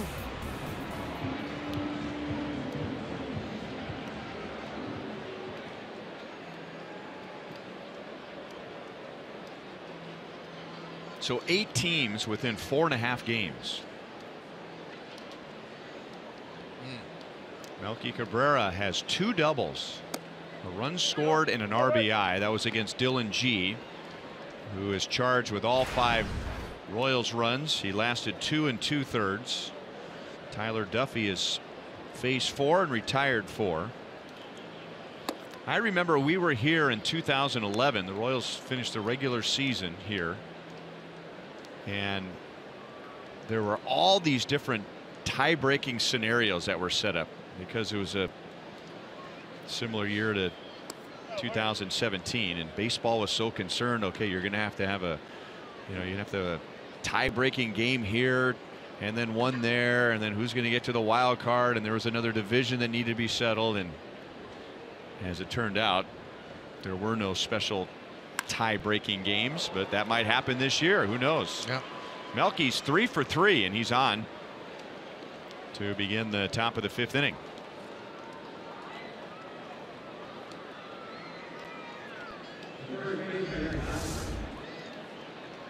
Okay, now he already took one down the middle. He's not going to take 2. He's going to hit that one. Missouri Lottery Fox Track shows you he nailed it on the pitch right there up the middle.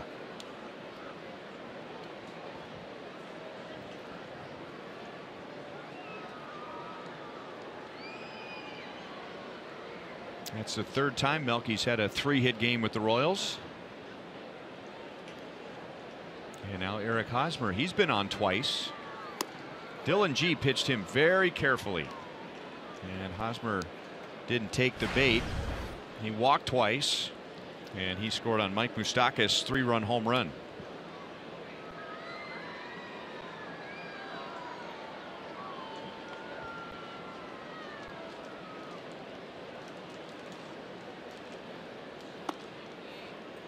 One ball, one strike.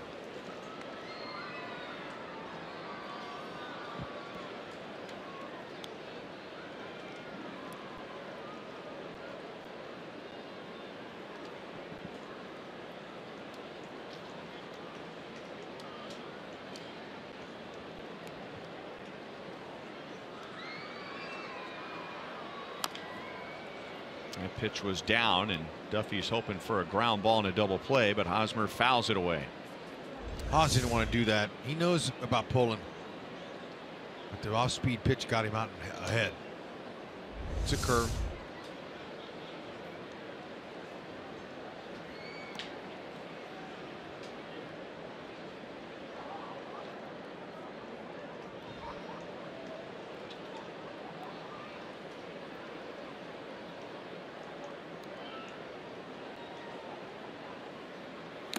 And then a pitch up. So he changed the eye level. Hosmer's a little shocked he didn't make contact with that pitch. And Duffy has struck out 3. That ball has a little bit of late life to it.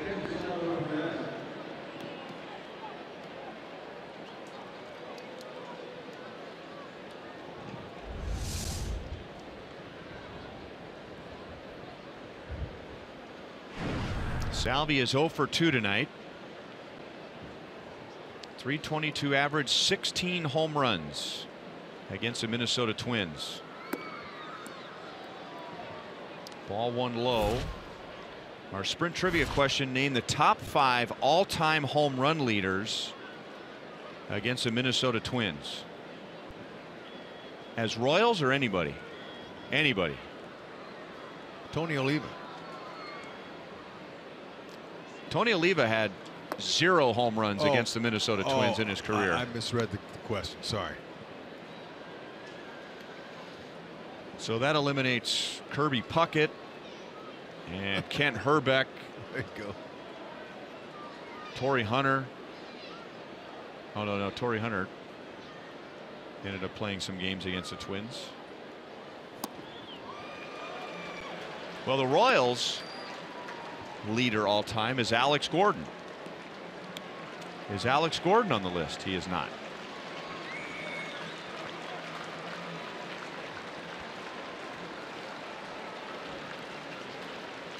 So if Alex Gordon is not on the list, then no Royal is on the list. Okay. Jim Thome. Whoa. On the list. Hey, there you go. That's number 1.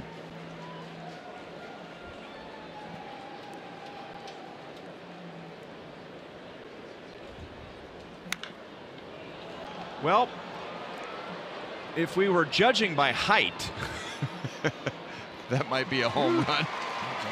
I would have loved to have seen that ball in the Metrodome.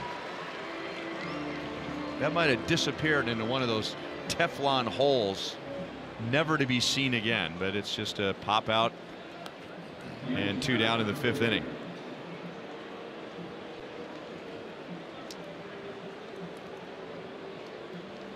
And now Mike Moustakas. He tied the Royals record for home runs in a single season with a big 3-run home run in the 3rd inning, number 36, to tie Steve Balboni.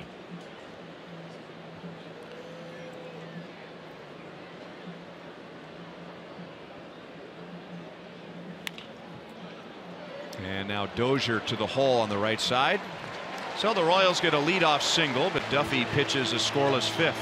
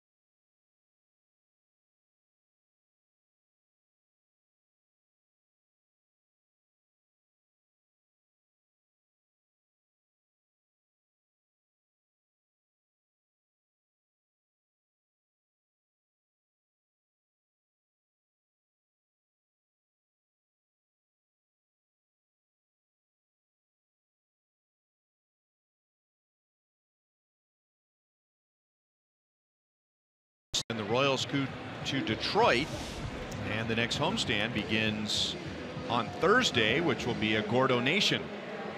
For only $35, you get a seat in left field, a limited edition Charlie Hustle brand t-shirt, and an Alex Gordon big head. For tickets, go to Royals.com/theme tickets.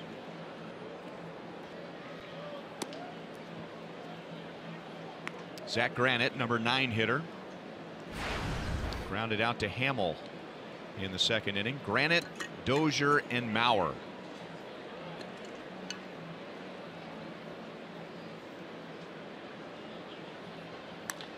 Sharply hit, but right to Whit Merrifield. So our trivia question: the top 5 hitters all time, home runs against the Minnesota Twins. We have Jim Thome, Brian Shapiro, our associate producer, dropped by the booth and said, how about Paul Konerko? And he's right. I suggested Reggie Jackson, which is correct. So we have 2 more: Jim Thome, Paul Konerko, Reggie Jackson. Tony Oliva is not on that list.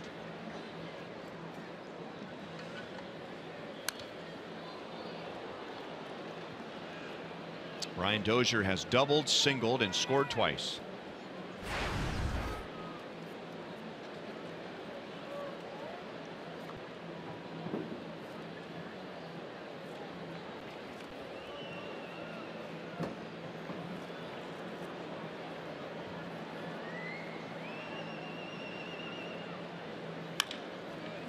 Chopped out to Moustakas, who almost took a hit away from Dozier in the 3rd inning. That's a routine play. 2 down.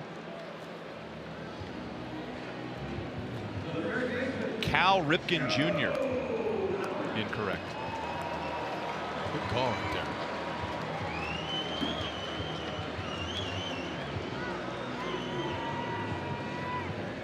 Dave Winfield.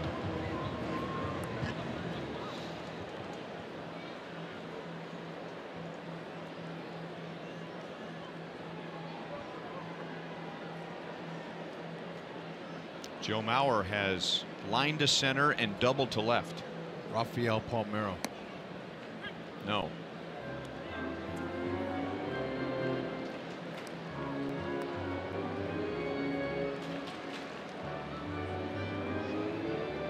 I am told that we saw one of them in our pregame show tonight.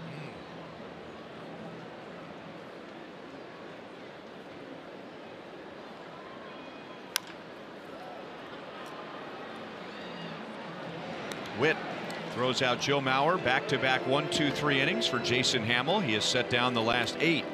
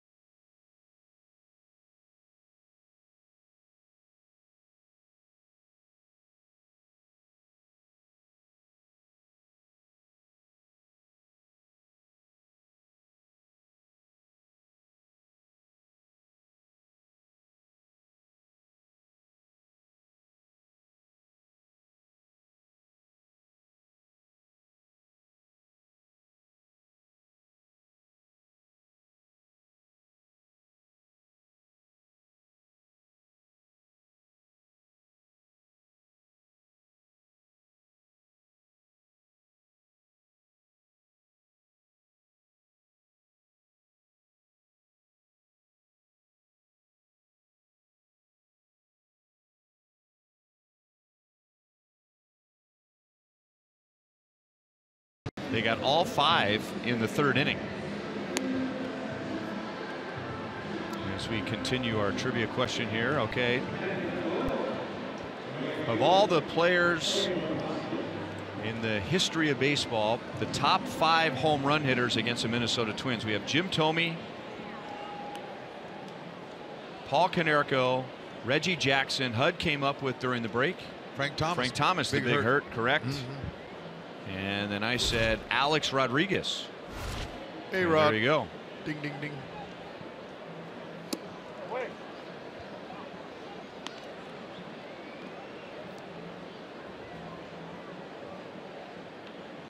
Alex Gordon has 24. That's the most for a Royal against the Minnesota Twins.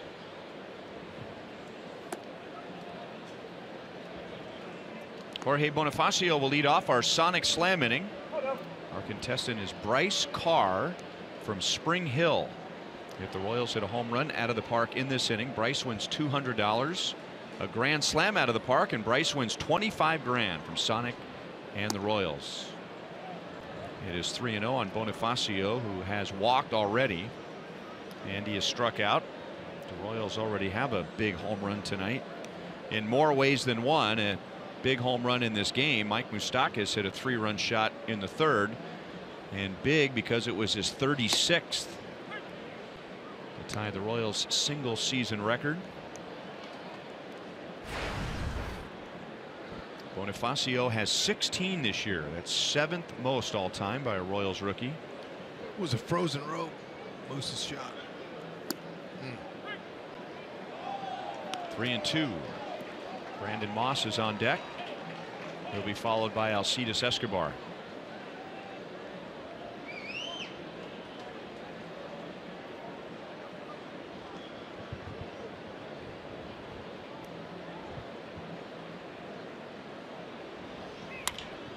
Up the middle and into center field.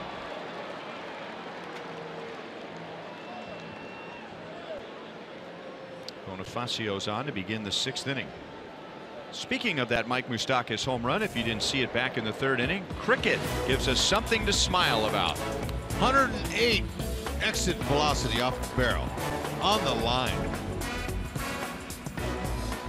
No question about it. Now that ball, like I said, it kicked off that fan and it landed on the warning track. Kepler picked it up and threw it in the stands. I don't know if they'll ever get it. It's a pretty good chance Moose will go ahead and break Balboni's record on this road trip sometime. They got to get the ball. Got to have a souvenir. Our director Steve Kurtenbach says the Royals have retrieved the baseball. Thank you. I was worried about that for the last few innings.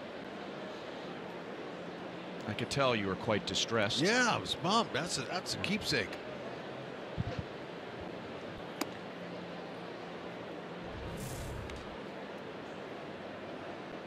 There it is.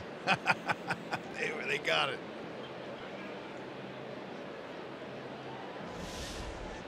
Think Kurt Nelson's gonna confiscate that, maybe? Put on the Royals Hall of Fame? Yeah, absolutely.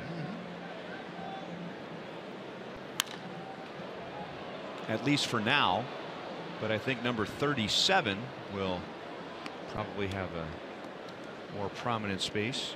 Brandon Moss tonight has hit a bullet for an out to first and a bullet to deep center field for an out.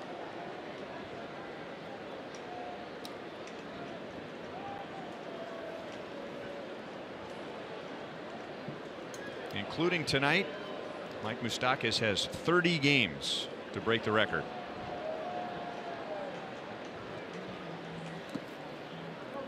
Two and two on Moss. Remember, Steve Alboni was scouting a game at Kauffman Stadium. He is scouting for the Giants, and Joel got him in between innings last year or the year before, and he was even surprised that his record lasted as long as it did.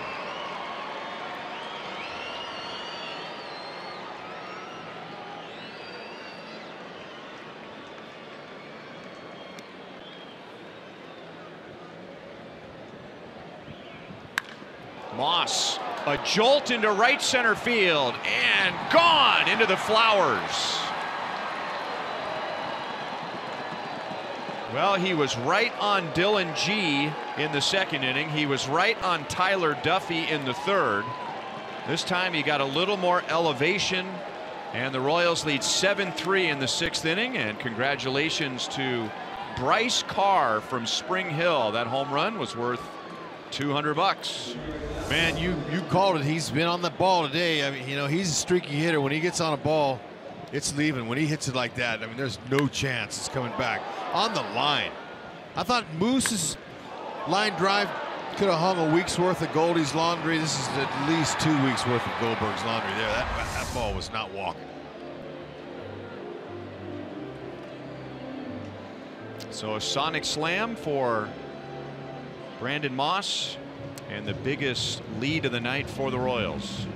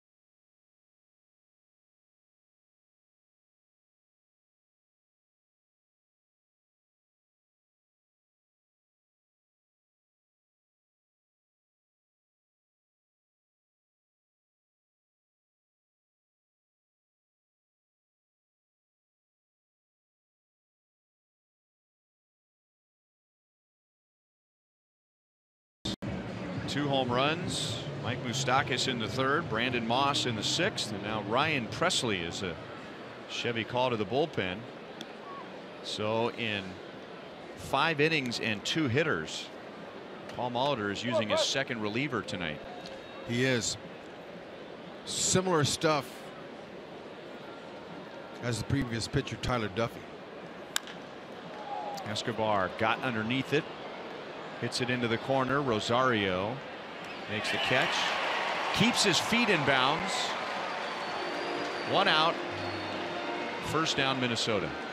It's football season again. Yeah, we got out here last night. Vikings were playing in their new stadium here. The Golden Gophers are playing. Oh, he was no, he's out of bounds. Yep. Wrong sport. Throw the red flag on the field.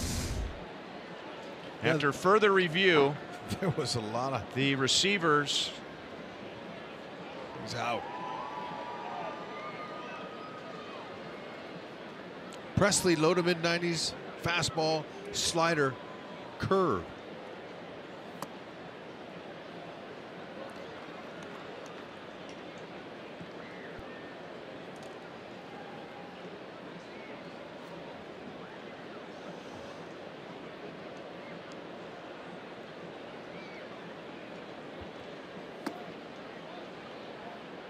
Two balls and no strikes. We'd open the game with a single to center field. He grounded out to 2nd in the 3rd. That got a runner to 3rd with less than 2 outs, and he is lined to right.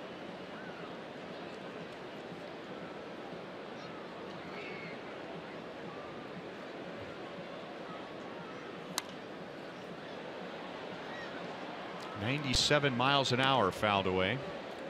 With 3 more home runs, Witt's got a chance for a 2020 season. 20 home runs, 20 stolen bases, and the last Royal to do that was Jeff Francoeur. Wow. In 2011 with the Royals.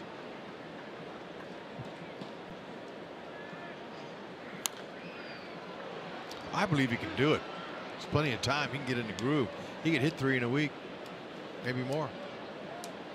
Especially when you get that touch, you get that pitch that you know you can lock, that you can hit out of the ballpark. You get locked in on that pitch. Muscle memory. You see it, you get it.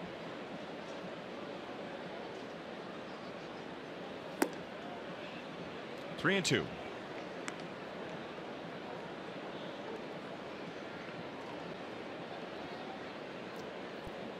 Lorenzo Cain has driven in a run tonight and scored a run. He's waiting on deck.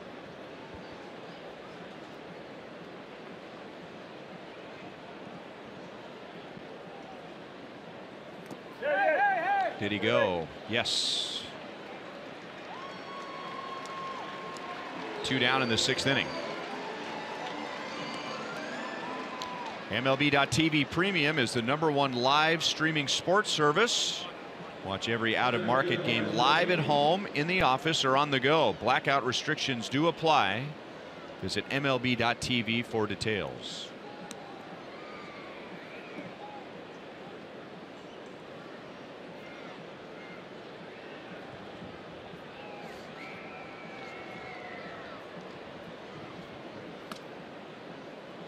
Cain was able to check his swing on that power curveball thrown by Ryan Presley.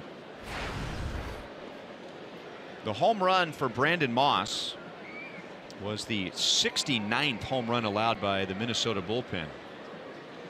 And that is the most in the league. And now Lorenzo goes down after a foul ball.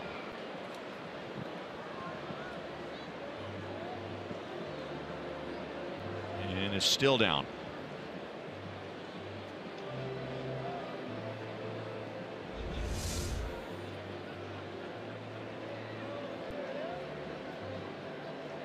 Off of his calf, maybe? Yeah, he just powered. He just powered it. I mean, like, he got all of it.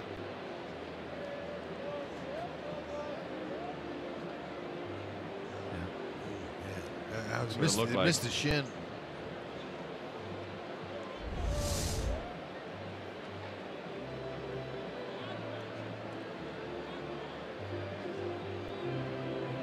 Those two guys have gone deep tonight. Mike Moustakas a 3-run shot in the 3rd, giving the Royals a 5-2 lead. Minnesota got a run back in the 3rd, and then Brandon Moss with a 2-run shot in this inning, making it 7-3.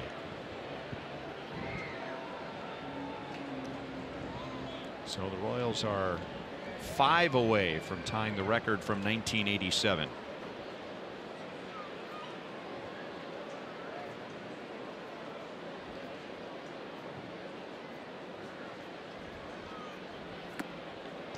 One and 2 on Cain. The Royals have set a new home run record with 48 games hitting more than 1 home run. 48 multi-home run games. That is a new team record.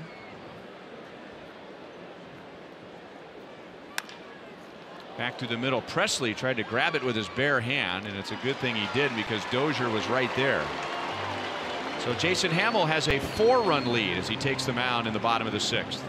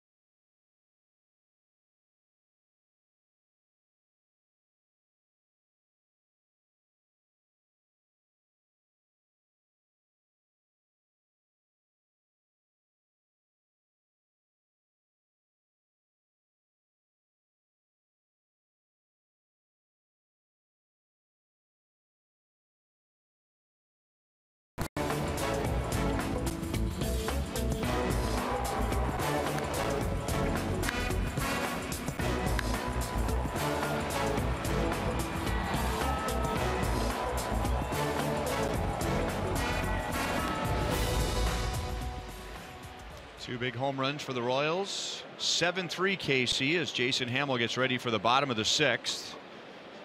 And Minnesota's 3-4-5 hitters are coming up. And Alex Gordon is in for defense in the bottom of the 6th. Talking about playing this like a playoff game. Melky Cabrera moves over to right, so Gordon will hit in Bonifacio's spot, the 7 position.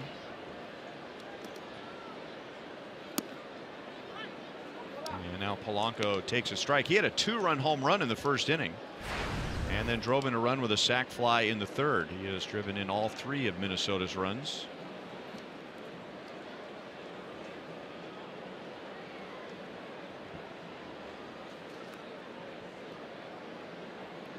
Jason Hammel has set down the last 8 Twins hitters and hoping to carry that momentum into the 6th, which for whatever reason has been his worst inning.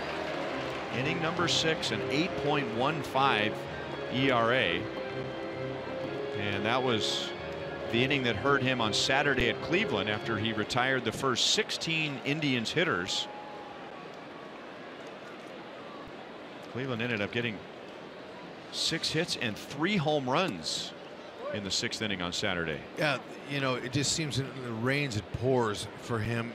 Now, the hitters get a chance to see all of his pitches by the 3rd time through.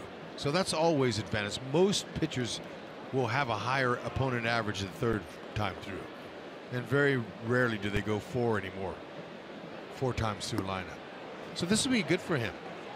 And a good start with a strikeout of Polanco and make it 9 in a row set down by Hammel.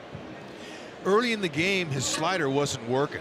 Everything was up in the zone with it. Now it's back on the beam. Starting out, release point right at the belt, ended up around the angles. Very nice. Good to make some adjustments there.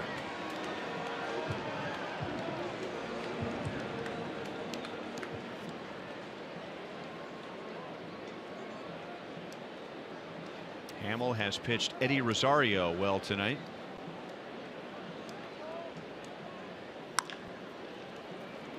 And he's going to get a ground ball out to second base. Rosario is 0 for 3.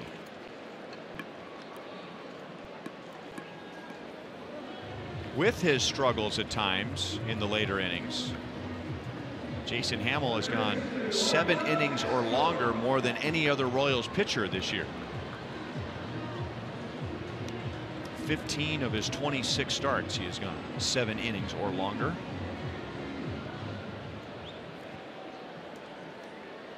Look at that. Nice job there. He's mainly a fly ball pitcher, but he's given up his share of ground ball outs. It's nice. Keeping that ball down. Most of those have been the last few innings, the ones on the ground. Sometimes it takes a pitcher a few innings and a few pitches thrown to kind of get to settle down a little bit. And the whole key is when you're not on your game, if they don't, you know, the team doesn't just bludgeon you to death and score so many runs, they take you out. And he was shaky tonight in the first 3 innings. Yeah, he was. The home run to Polanco. Now he did work around a leadoff single in the 2nd, but he got into trouble in the 3rd. And Ned Yost had Ryan Buchter warming up in the 3rd inning, but Hammel has steadied himself since. And where's that pitch? Really? And the dugout was chewing on home plate umpire Mark Wegner, and Salvi turned to the dugout and said, no, that's okay. Oh, wow. Yeah, what do you mean? That is Salvi just being a good politician right there. Yeah, look at him. Yeah, okay. Salvi could hear the chirping too. So Polanco says, what the heck, man, I'm going to take, or Escobar. Yeah. I'm taking if that's not a strike.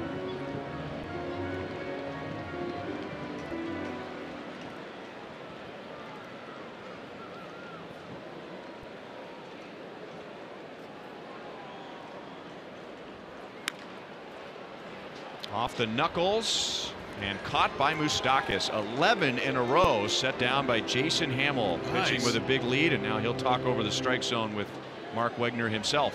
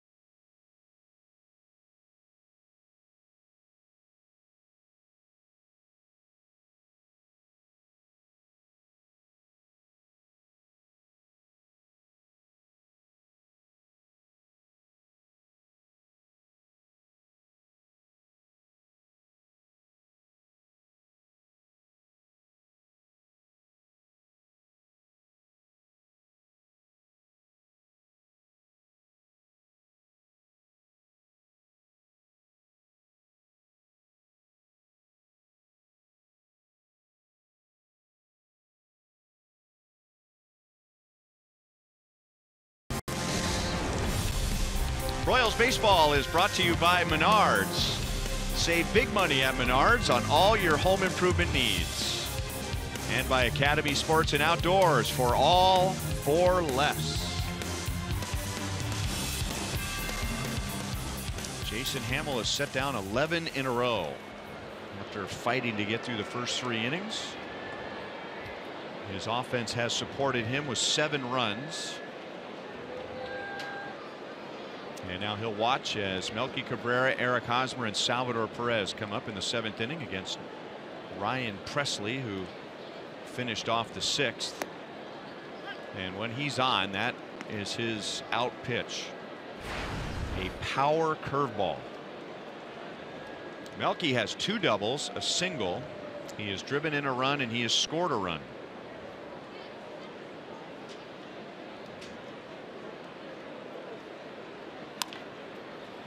Right to Dozier at second base. 1 away in the 7th. While we have a moment, let's take a look at our unlimited baseball break brought to you by T-Mobile. Cleveland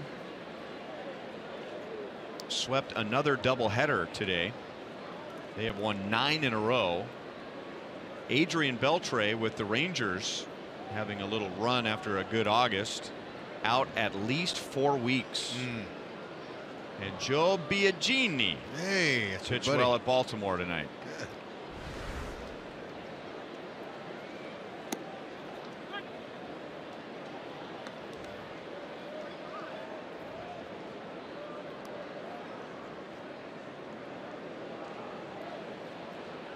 Cleveland in the 2nd game of that doubleheader won 10-0 over the Tigers. That's Buddy Boshears warming up in the Minnesota bullpen. 3-2 and 10-0 victories for the Indians in a doubleheader today, and it'll be a much different looking Tigers team that we're going to see on Monday afternoon. Good. We need wins.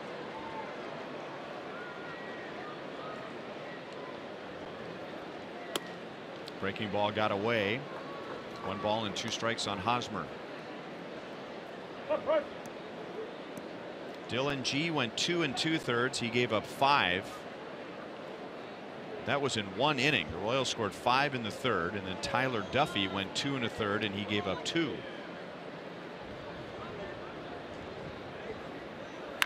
Breaking ball right back through the middle. Eric Hosmer has his 160th hit, and he's on for the 3rd time tonight. Yeah, he'll take the 2 walks. They were his 54th and 55th walks. He'll take the knock right up the middle. Watch out. That's a slider. Didn't break as much as his curve. Center cut right there in the middle.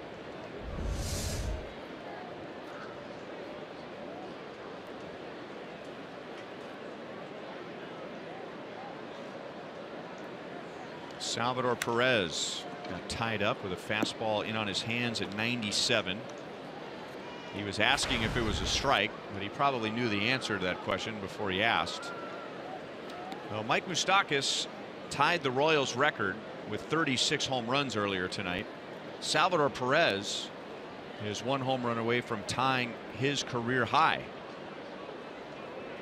And both have gone a long time, or in Moustakas' case had gone a long time in between home runs, but he connected for his 36th in the 3rd inning tonight to loosen him up.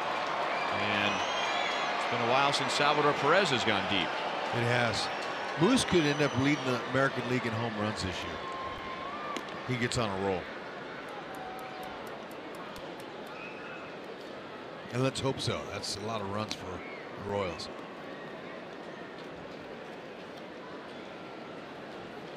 July 28th was the last home run for Salvador Perez. So over a month ago. Now that swing looked like maybe it stung. But I was just about to say that I don't know if it was the day off for him or whatever, but he has taken swings tonight better than he has in the days since coming off the disabled list. I would agree with you. Got a chance to watch batting practice today, and he was launching balls, man. I mean, far, dead center. 2 down in the 7th.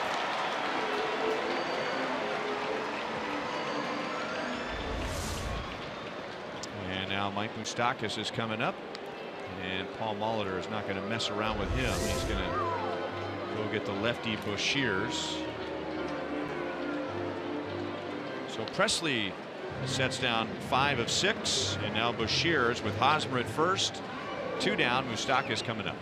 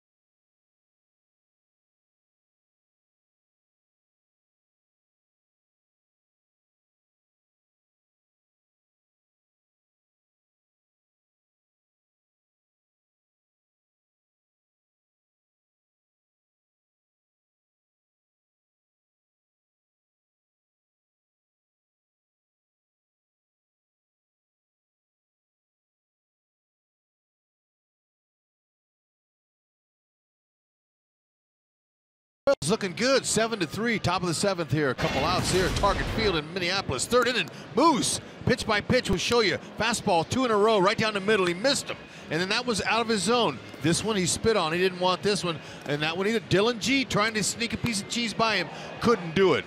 Moose finally got it. 91, 36th. Ty and Bonesy for the all-time Royals lead. Beautiful, and they got the ball back. We saw it. Very good. Got a nice little cushion. Let's see if they can add on here. Moose can go ahead. Buddy Boshiers was one of the Twins' call-ups in September.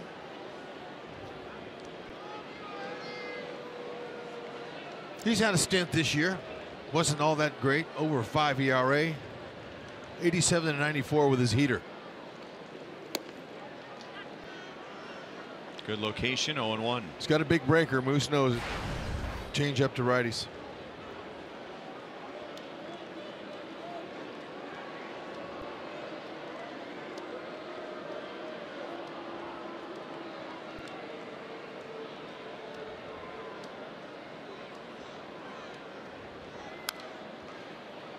Oh, and 2. By the way, that ball that Haas whistled up the middle off Presley was hit at 112 velo off the bat. Had to get that in there. That's almost too short for velocity. Yeah. That's almost as high a velocity we've seen from off a Royals bat all year. Hanging slider.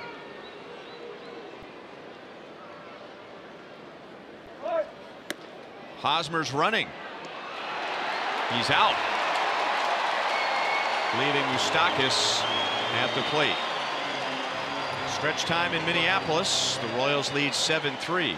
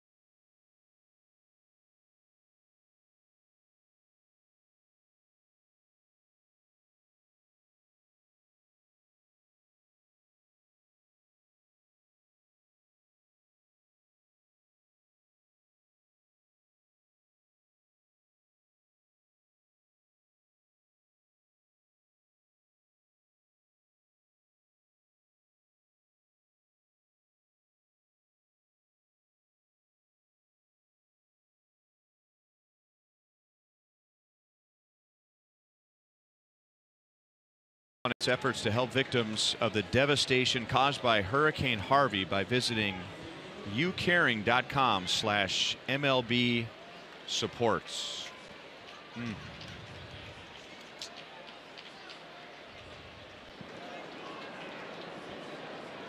Max Kepler leads off the bottom of the 7th inning. You go online and the flooding pictures, by themselves are startling, but then you see some of the before and after pictures. Yeah, water destroys. There's a check swing, base hit up the left field line for Kepler, and he'll be at second base. That's his second leadoff hit, and the third time he's led off an inning. Well, after retiring 11 straight, you don't want to give up a hit like that. Really? Look at Kepler. He's laughing. He's saying, all right, that was lucky. Hamill's saying, it's okay. I'm going to keep my focus here. Down towards the bottom of the lineup. Look at that. You're going good when you get a clean double like that. You didn't even mean to swing the bat.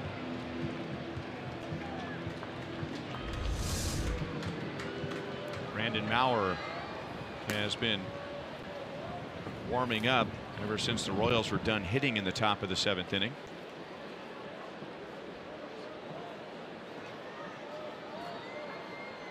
Mitch Garver takes one right down the middle for a strike.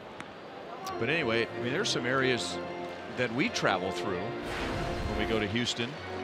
Highways, completely underwater. And there's a lot of healing that will take years in Houston, but sports is always part of the healing process in a community. No doubt. Plus everybody rallying around, raising money and funds. Astros are having a really good year in their division. They got Justin Verlander at the trading deadline. They'll play a doubleheader at home tomorrow against the Mets. First games since Hurricane Harvey, so you imagine that's going to be a very emotional night.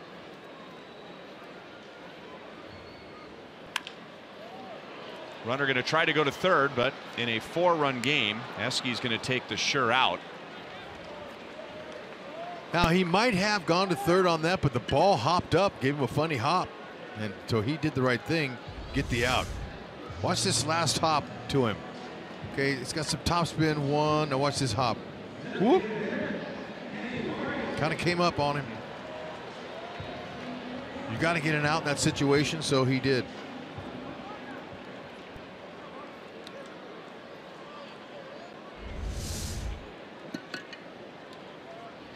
Kenny Vargas with a runner at third and 1 out.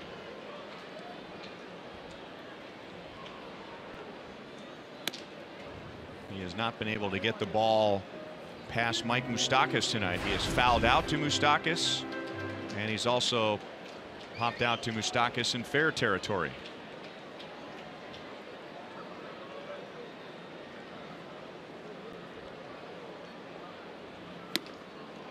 Right by him. 1 ball, 1 strike.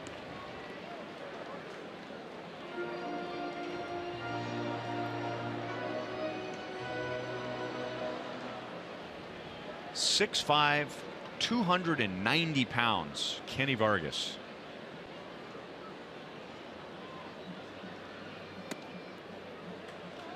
Two and 1.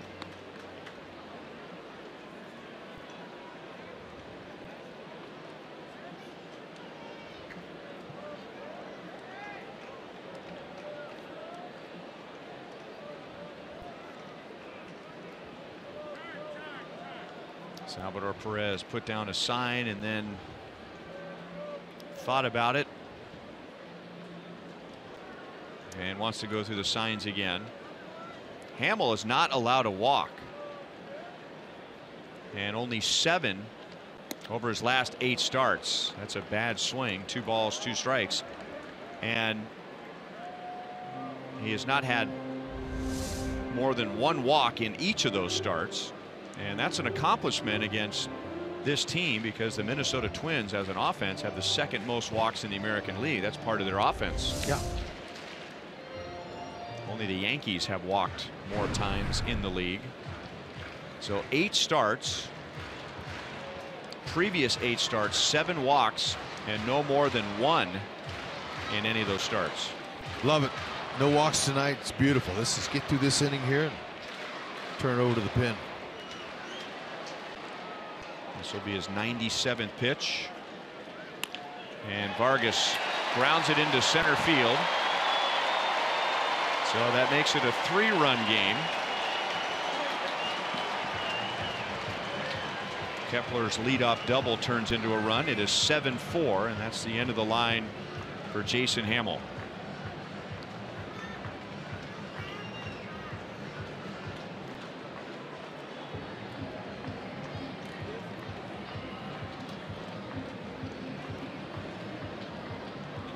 So he struggled in the first inning. He struggled in the third, and Ned Yost had Ryan Buchter warming up in the third inning. But Hammel ends up retiring 12 of the last 14, and he departs with 1 out in the 7th inning, and the Royals leading by 3.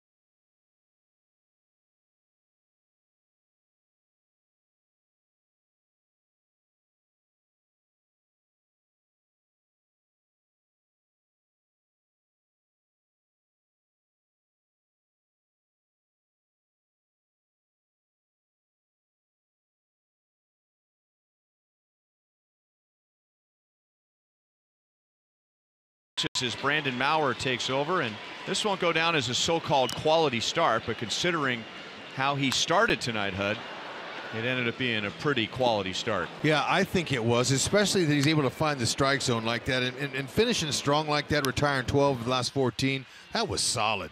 You know, he had an equal distribution of outs, you know, ground and fly ball. I thought he was okay outside of the first couple innings where he was having a hard time commanding his slider. That was okay.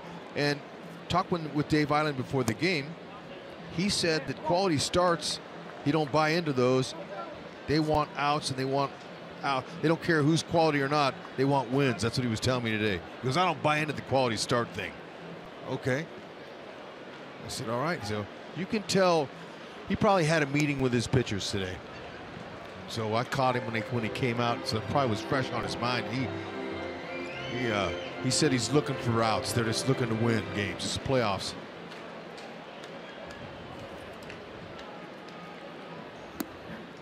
Maurer with a big, heavy, sinking fastball. Slider change. Good stuff. He's induced 4 ground ball double plays. And Zach Granite has grounded out twice. He'd be a tough double play as he has excellent speed. Run. Going to have to hurry. And it's bobbled by Witt, but the runner is out at second base.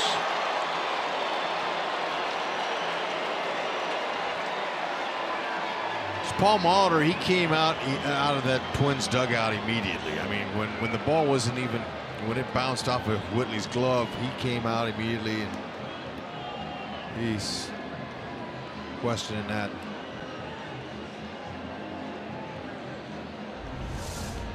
Did he catch it? And then was he transferring?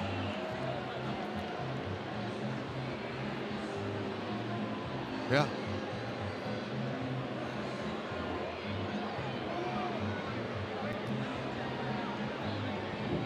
Interesting. A little better angle here. Sometimes, you know, second baseman hands are so quick that they can just transfer that ball. The minute it touches their leather, that other hand is right there going. So I'll stay with the umpire's call.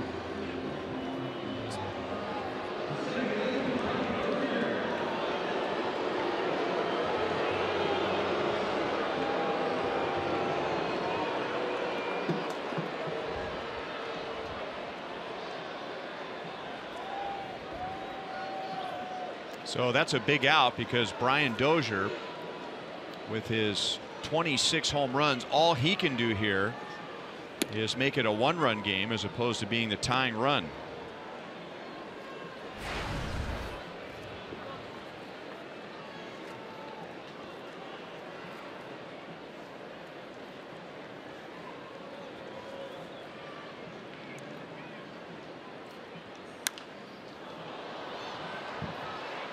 That'll be out of play. 0-2 on Dozier, who doubled, just missing a home run in the first inning and scored. He singled and scored in the third, and he's grounded out to third.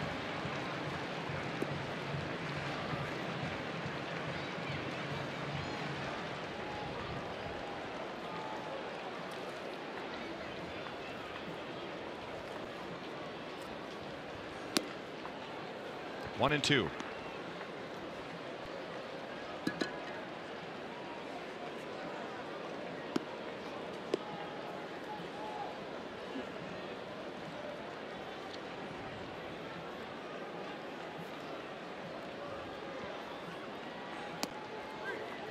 Over the outside and got him, and now Dozier's upset. So the Twins get one to make it a 3-run game. Mike Moustakas will lead off the 8th inning with a chance to break the record.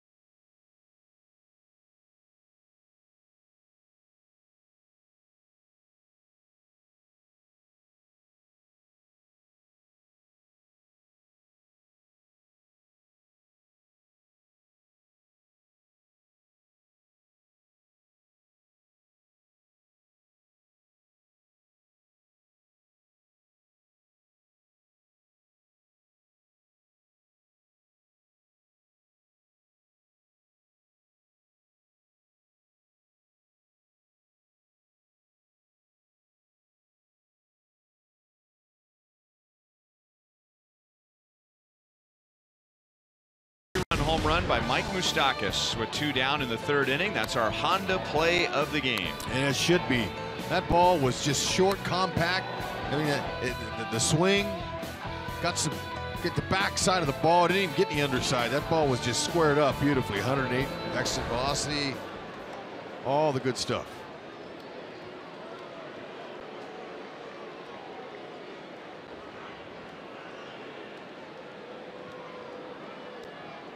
He got some bonus pitches. He did. That last time up, Haas got thrown out. To end the inning, he had 3 pitches that he saw. That's the bonus pitches.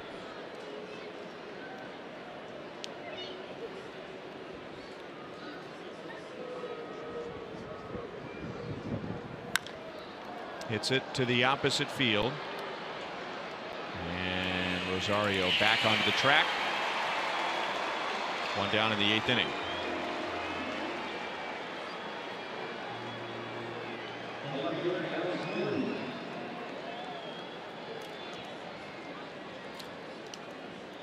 And now Alex Gordon comes to the plate for the first time. Alex was out of the starting lineup for 3 straight games, including tonight, and then with the Royals leading by 4, Ned Yost put him in left field in the 6th, and now the Royals lead is 3.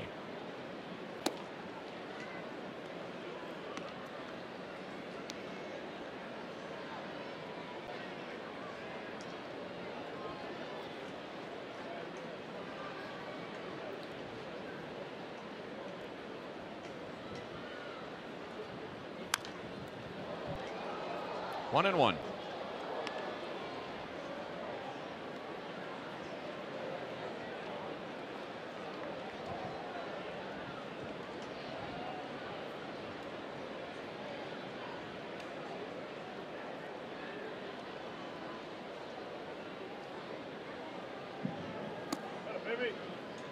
Two balls and 1 strike. Yeah, I'm curious on that play at second base on the ground ball by Granite, and the Royals got the force on Vargas at second base, and Merrifield lost control on the transfer. Alex hits it hard, but the shortstop Polanco is right behind second base. So 2 hard hit outs against Boshiers, and that'll bring up Brandon Moss. So Merrifield, according to second base umpire Marty Foster, was in transition when he lost the ball. Paul Molitor went out to argue.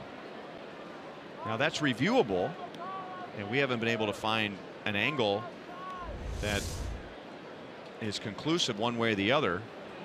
But this late in the game, you figure, why wouldn't you challenge right there? But Paul Molitor went out to argue with Marty Foster. Does that count against your 30 seconds? I would say yes. 3 up, 3 down for the Royals in the 8th inning against Buddy Boshiers. 7-4 Royals with Mike Minor coming on for the bottom of the 8th.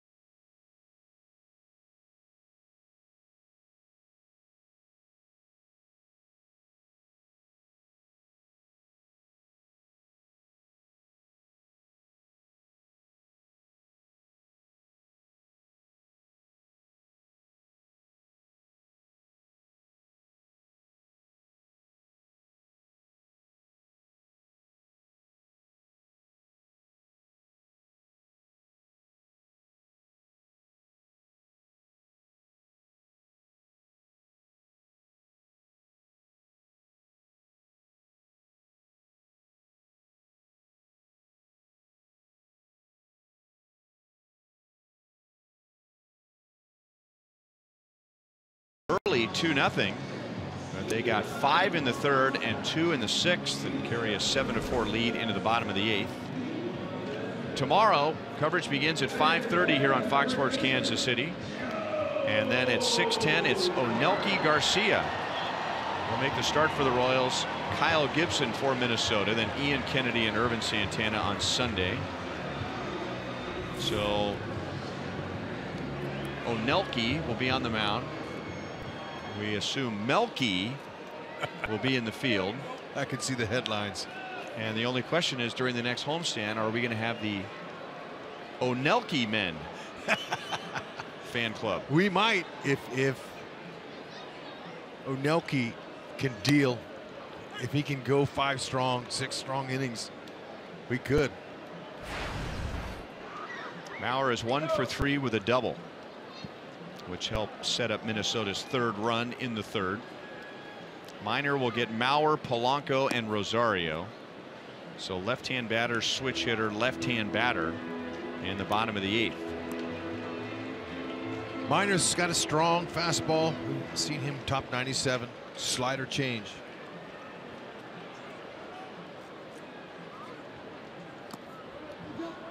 2-1 on Mauer.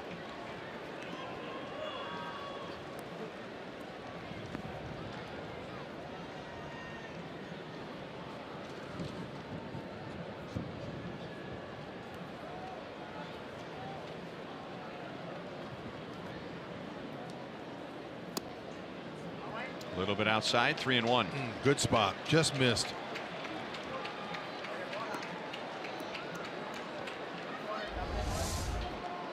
Firm right where Salvi wants it. Could have been called. Minor, you could tell he was a little bit frustrated there.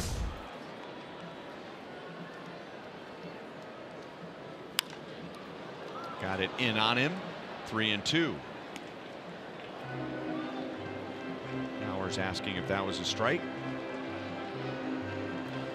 Little drizzle falling at the moment, Hud. Yeah, I could kind of feel the rain. You can? I could feel it earlier, yeah. I could feel it with the wind blowing, and felt like there was some precipitation in the area.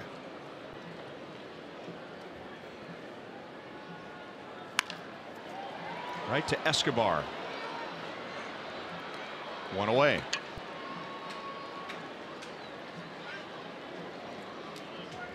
Remember, every time the Royals turn a double play, the next day McDouble sandwiches are only $1 at participating McDonald's in the greater KC, St. Joe, and Lawrence locations.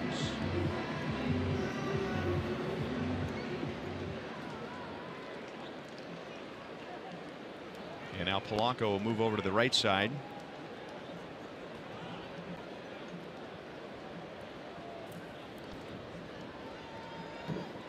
As a left-hand batter tonight, he has driven in 3, including a 2-run home run, an impressive 2-run home run in the first inning.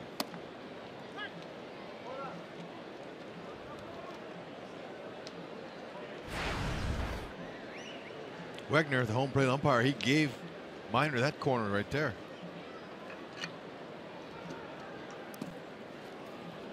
One and one.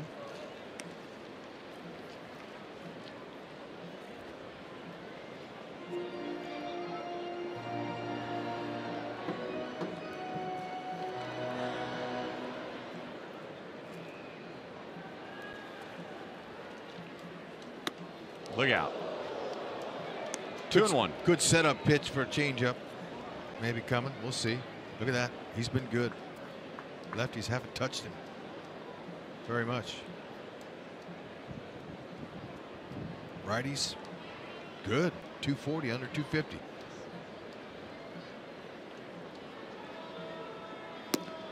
There's the change.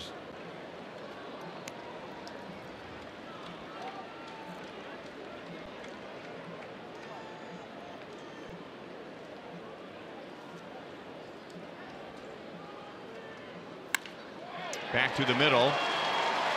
Polanco is on with 1 out.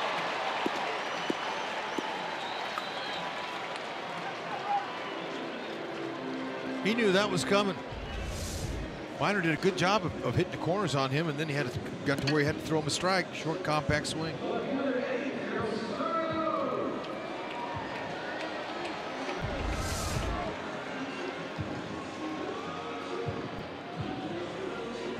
And now Minor gets another left-hand batter, Eddie Rosario, who is 0 for 3. He was really pitched well by Hamill tonight. Jason struck him out with a fastball in the first inning, and then he and Salvi really wanted to pitch him up. And a combination of fastballs up and sliders down. They got a strikeout of Rosario in the third, and or rather a fly out to center in the third, and a ground ball to second in the sixth. 0 for 3.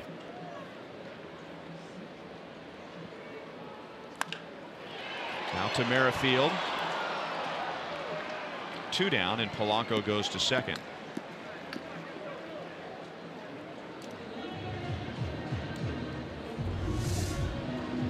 hit it off the end of the bat.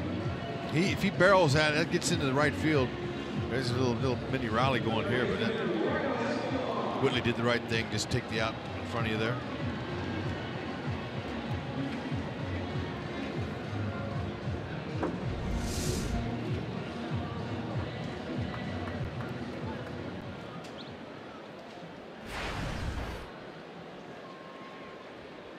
Eduardo Escobar was 0 for 3 against Hamill.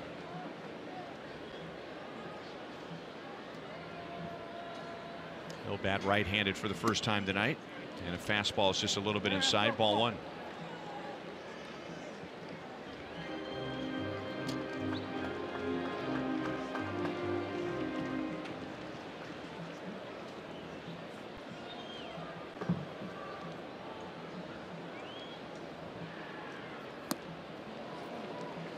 One and one.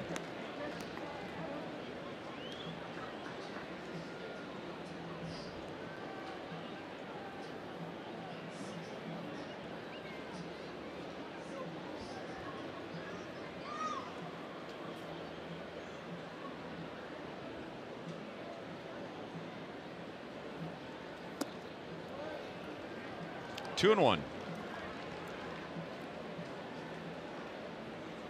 The crowd has thinned out as we're approaching 10 o'clock, and a light rain is falling. Okay, just announced the attendance of 24,068.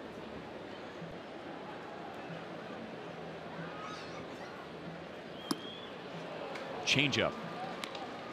Hey, that's a good spot. You have 3 quality pitches like Mike has, you're going to have some success. The Royals weren't sure what they were going to get, and missing a couple of years last year, they gave him a little 2-year deal to come in. They knew he had a nice track record. Pitched with the Braves for 5 years.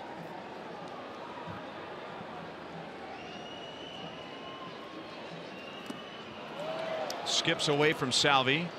He's got plenty of time. Nice. And Mike Minor pitches a scoreless 8th inning. Good job. They know what they got now. Solid lefty.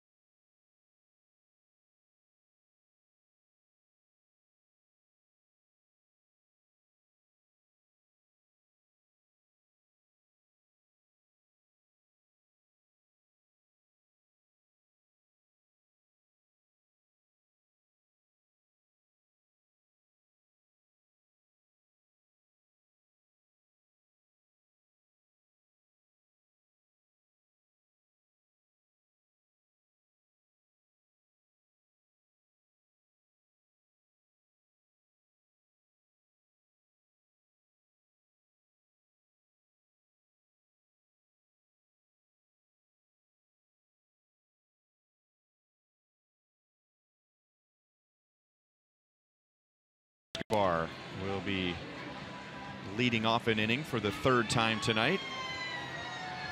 And it's time for a game break. A couple of teams hoping for a wild card spot. That's Shin-Soo Choo hitting it up onto the grass against the Angels. And in the bottom of the 6th inning, Texas leads the Angels 9-4. The Angels are the closest to Minnesota, game and a half back. Texas is a half game in front of the Royals. They are 4 games back. And the Royals will get their first look at right-hander John Curtis, who is pitching in his 3rd big league game. He'll get Escobar, Merrifield, and Kane.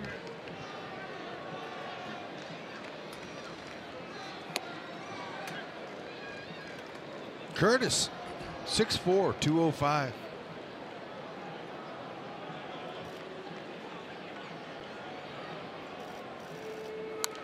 He's a Longhorn. Fastball, sinking fastball, 89 to 95. He's got good action, good movement, plus a slider and a decent changeup.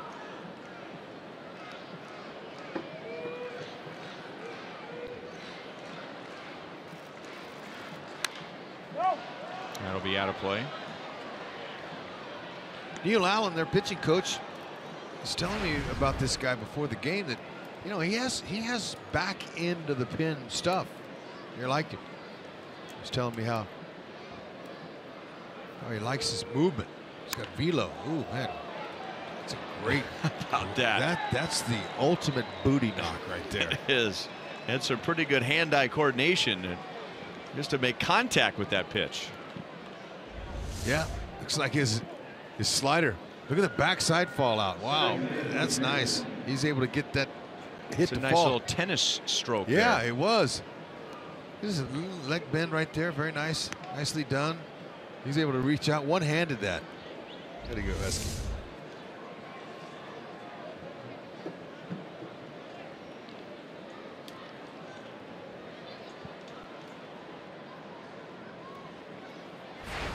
So leadoff man on. Whit Merrifield singled in the first inning. He is 1 for 4.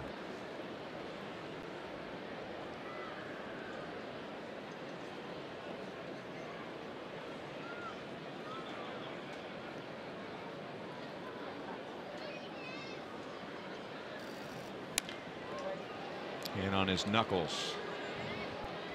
And Polanco looking up into the raindrops. Makes a play, 1 down. Well, the Twins could use some back end of the bullpen arms. You know, they've done pretty well. You know, it's easy to look back now and say, gosh, how can you trade your closer? But the Twins were really struggling on July the 31st.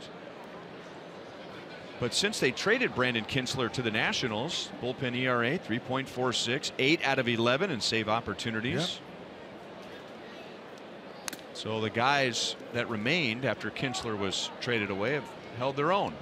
And Kinsler, you know, this was his first year as a big league closer. So, you know, you're not trading away a long-time, bona fide all-star caliber closer. He was having a good year, and it was a great story. But they didn't have, you know, the next guy waiting in line, a true closer to take over. And so you bring up some fresh arms from the minor leagues, guys that hitters have never seen before. Yep, that helps. Element of surprise.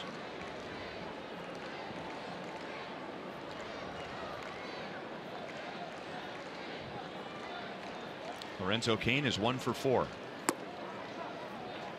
1 ball, 1 strike.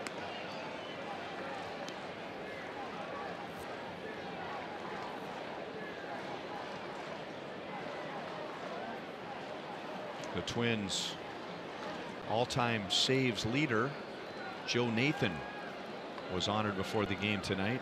Recently retired Joe Nathan, and he did what a lot of players will do at the end of their contract. They will sign a 1-day contract so that they can officially retire with the team they spent the most time with.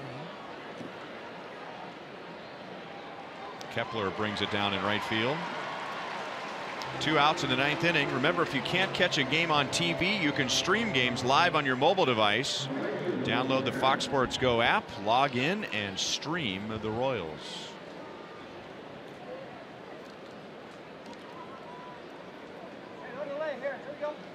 And there's Herrera getting ready for the bottom of the 9th inning. Minnesota will have Kepler, Garver, and Vargas.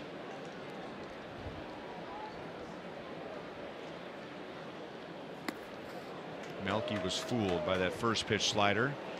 He hasn't been fooled much tonight. He has 2 doubles, a single, a run scored, and an RBI, which was big for him personally because he had gone 13 games without an RBI,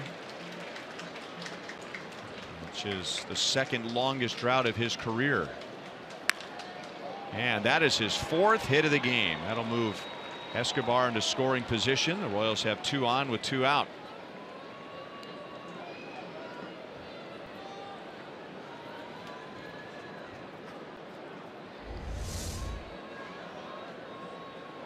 Elevated fastball, short, compact, inside-out swing. That's what took care of that. Boy, he stays inside of the baseball well.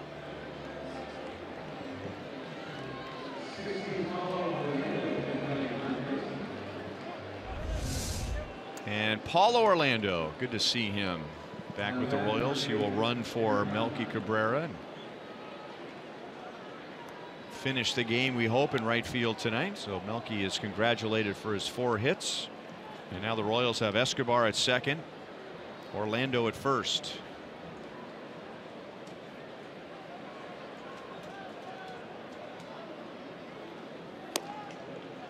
Outside ball 1 to Eric Hosmer. Hosmer has a single and 2 walks tonight.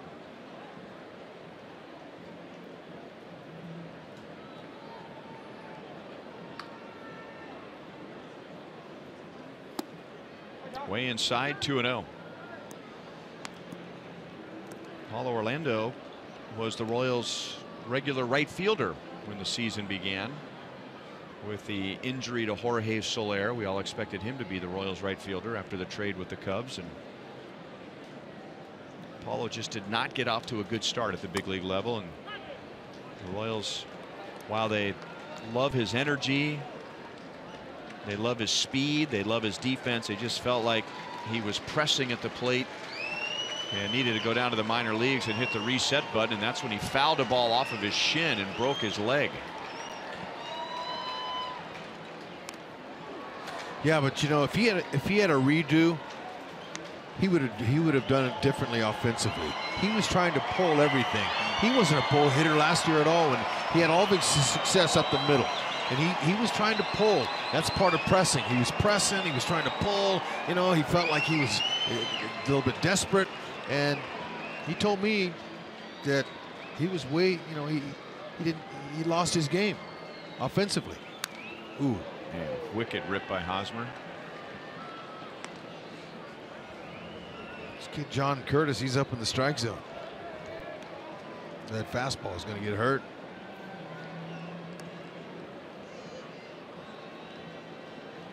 He's another product of the Minnesota farm system, taken in the 6th round in 2014.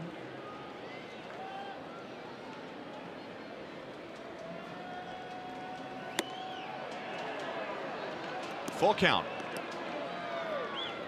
And now Escobar and Orlando will be running.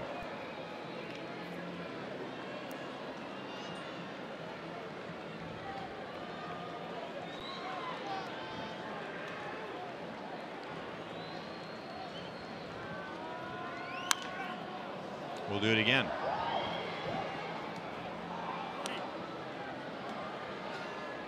Minnesota got 2 in the first. The Royals got 5 in the third. Minnesota got a run back in the third. And then Brandon Moss hit a 2-run home run in the 6th inning to make it 7-3. Minnesota got a run back in the 7th. Mike Moustakas has a 3-run home run to tie Steve Balboni's team record. And then Moss has the 2-run home run in the 6th. Inside corner, Hosmer is caught looking. The Royals strand 2. And now it'll be Kelvin Herrera, hoping to lead the Royals to a victory at the beginning of this 6-game road trip.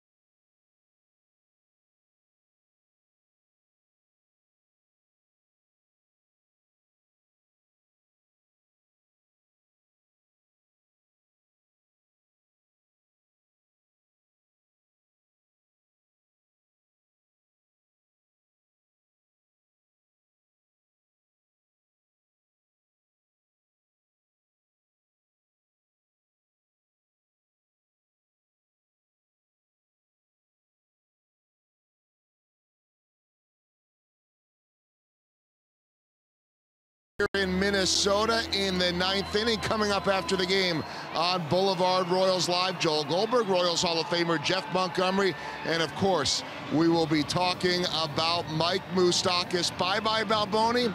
Well, Moose tied with Balboni at this point for the franchise mark for homers, and Jason Hamill holding the Twins down enough, getting the job done on the mound. Jeff Montgomery will analyze that. We'll hear from Ned Yost and much more coming up on Boulevard Royals Live. Back upstairs to Ryan Lefevre and meteorologist Rex Hudler. Well, look at you down there, Joel, braving the elements. Yeah, what the heck? I like it. Wind and rain. Way to go, Goldie. Herrera will get Kepler, Garver, and Vargas in the bottom of the 9th inning, going for his 27th save. Joel was down there just taking pictures with some fans. He's enjoying it. Herrera, go ahead and power it down. 98, 96 to 98. Change up 88 to 89. Maybe some 90s and some sliders. It has not been a good night for the Twins' #5 hitter Eduardo Escobar, because this is the 4th time that Max Kepler has led off an inning. So Escobar has made the last out of an inning 4 times. Kepler on the ground right side, and it's under Witt's glove and into right field.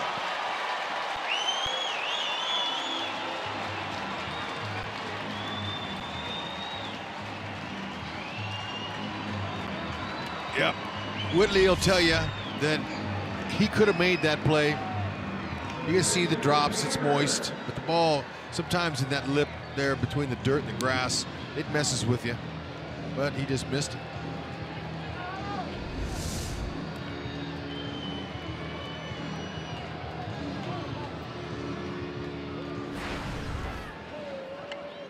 Mitch Garver is 0 for 3.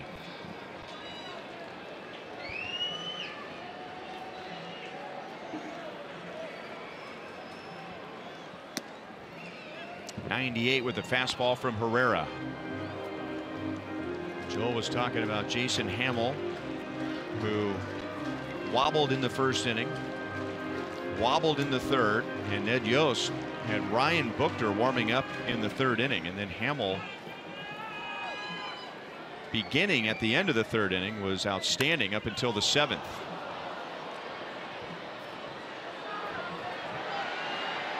Witt makes the play, and that's out #1 in the 9th inning. At one point, Jason Hamill retired 11 in a row from the 3rd inning through the 6th. He gave up a run in the 7th, and that's when Ned Yost went to the bullpen. Brandon Maurer 2/3, Mike Minor 1 inning, and now Herrera in the 9th.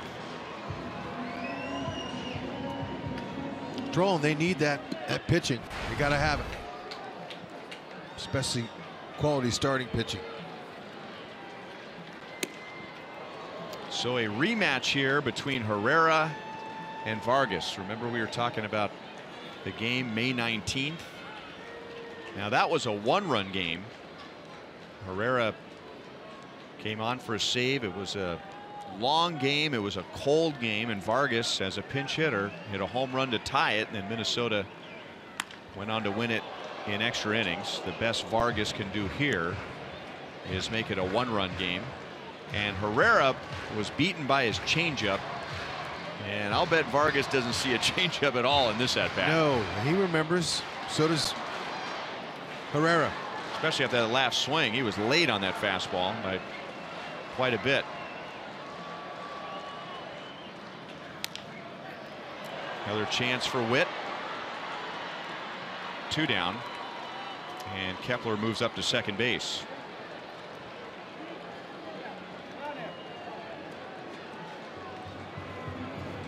And once again, for the 2nd time in the last 3 innings, Zach Granite becomes a big out. The Royals would love to end the game right here and not give Brian Dozier and his 26 home runs this year, 42 home runs last year, the opportunity to tie the ball game. No. Don't want it.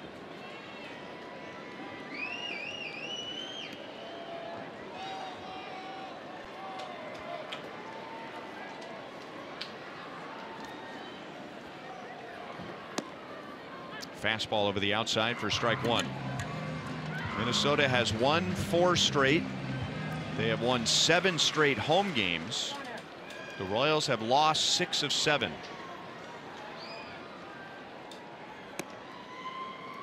A little bit high, 1 ball, 1 strike.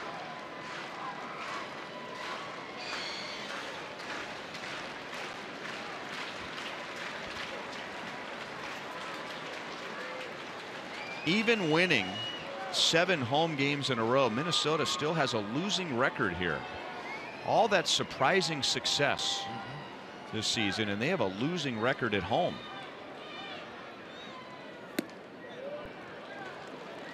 Two and one.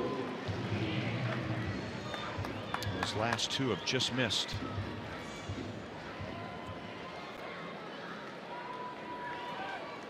If they have missed. Well, it tells me they're good on the road. They're over 500.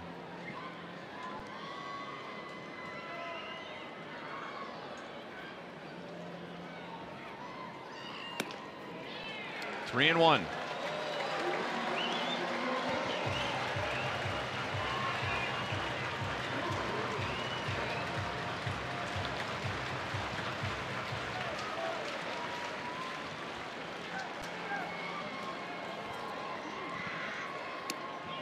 And Dozier will get a chance.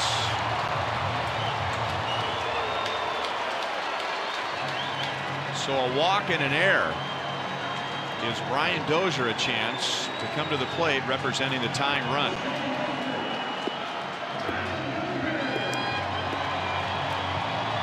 Watch out early in the count. 2 for 8 with a double, 3 strikeouts. Watch out though, he loves to swing fastballs early. He's looking.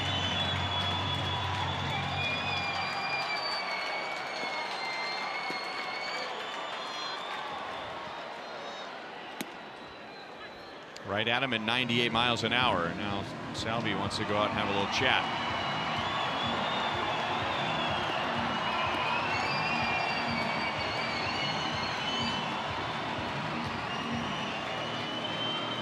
Surprised Dozier didn't take a swing at that.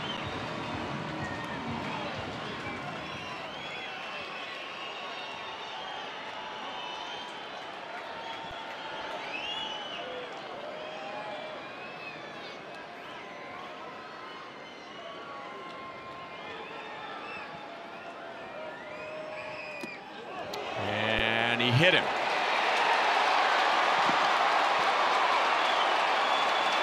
And now the tying run is on.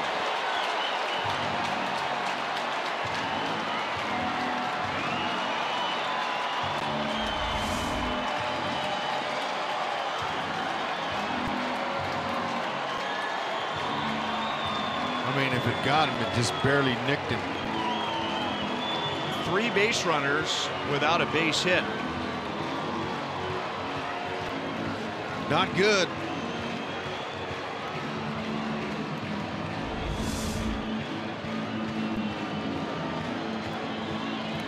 Two outs though, he can get it out. Bauer's faced him before, 7 times 2, 2 hits, double, 4 walks, 1 K. Nowhere to put it.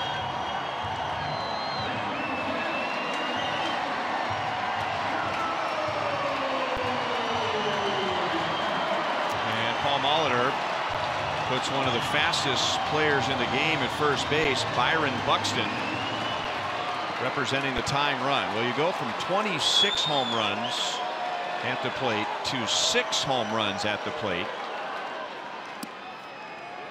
Wow.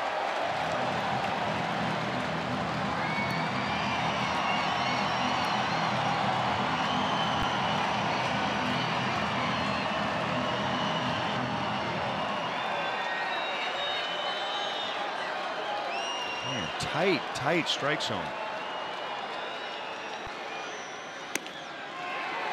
2-0.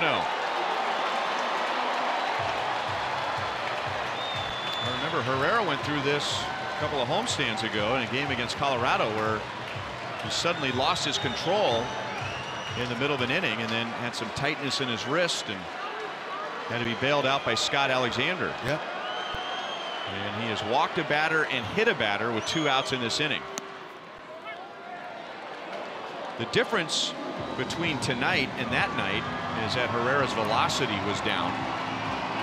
That last fastball was at 97.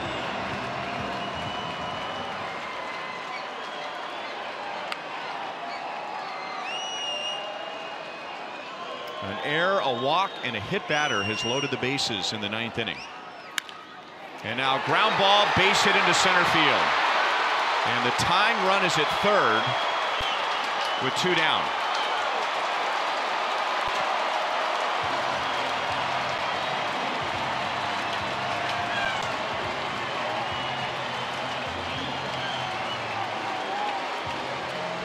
You cannot give the Minnesota Twins a chance to get in this game. They're already back in it now. I mean, Mauer, that's all he wanted to do. He's just going to put the ball in play. Not going to try to do anything heroic. With him loaded up, the pressure's on Herrera, but you got to get ahead here now.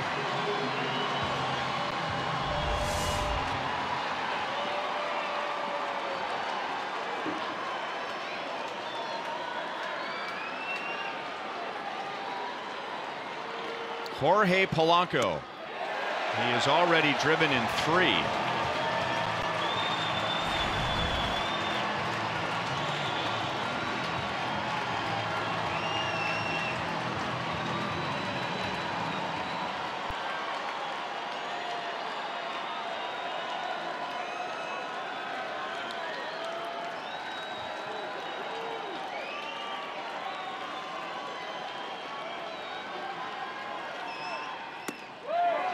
Two and 0.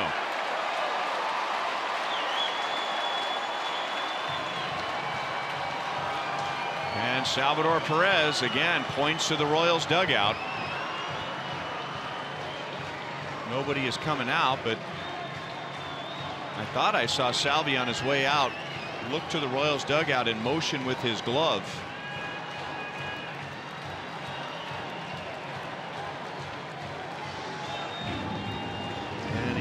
Glances into the dugout as he jogs back to home plate. And Scott Alexander begins to warm up in a hurry with a left-hand hitter Jorge Polanco on deck, or a left-hand hitter Eddie Rosario on deck.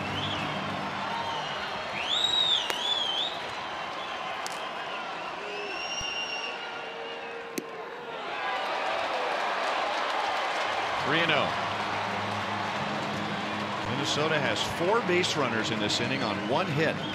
It all began with an error by Merrifield at second, then a pop-up, then a ground out, then a walk to the number 9 hitter Zach Granite, and now here comes Nick Kenny and Ned Yost.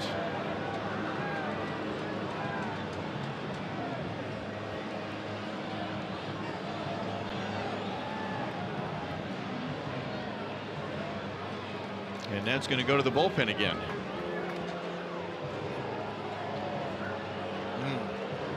What a, man, just can't have this. No.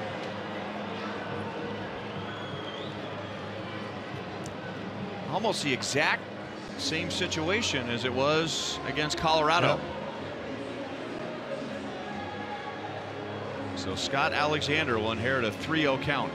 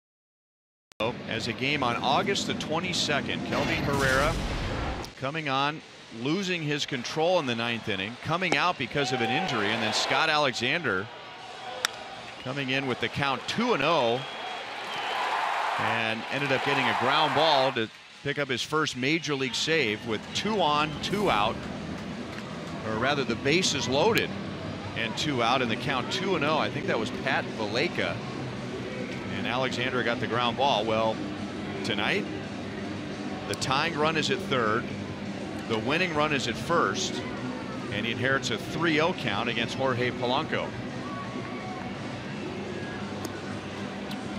Tough spot to be in, but at least he has some experience like we just showed you.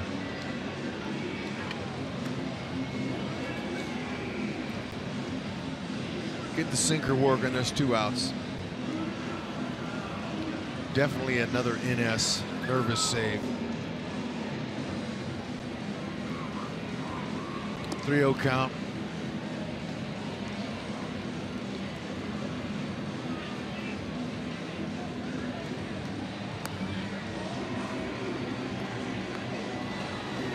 Royals had a 3-run lead when the inning began. Max Kepler hit a ground ball to the right side that went off of Whit Merrifield's glove for an error. Then Garver popped to Whit. Vargas grounded out to Whit. And then Granite, the number 9 hitter, walked. Dozier was hit by a pitch. Buxton ran for him, and then Mauer hit the 2-run single to make it a 1-run game.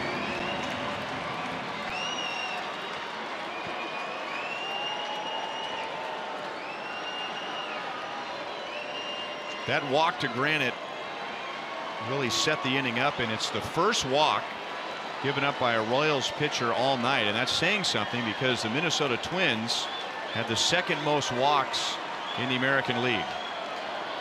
3-0 on Polanco.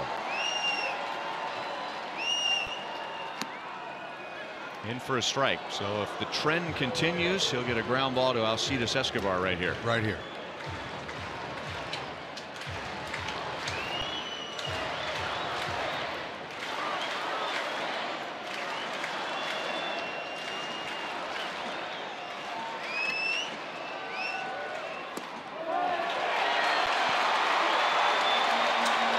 That walk is charged to Herrera because Alexander inherited a 3-0 count.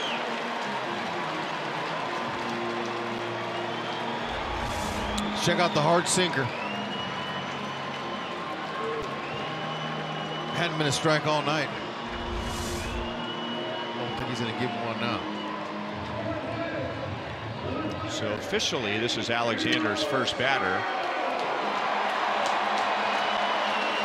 And it's Eddie Rosario.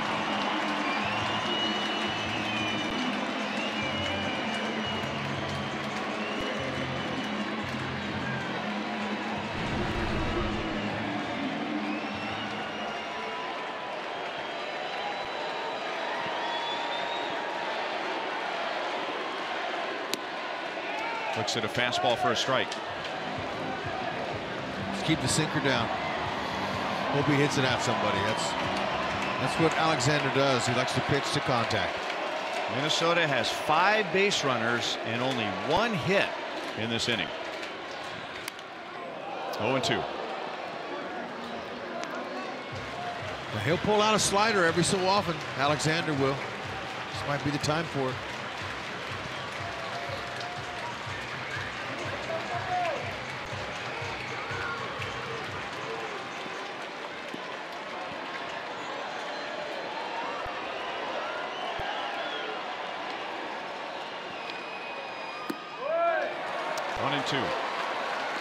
The difference tonight for the Royals, trailing Minnesota by 3.5 for the second wild card spot, or trailing them by 5.5 for the second wild card spot.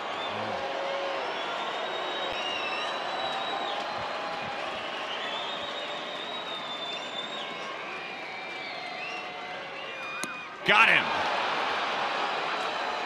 Good. I don't know what you were worried about, Hud. They had him all the way.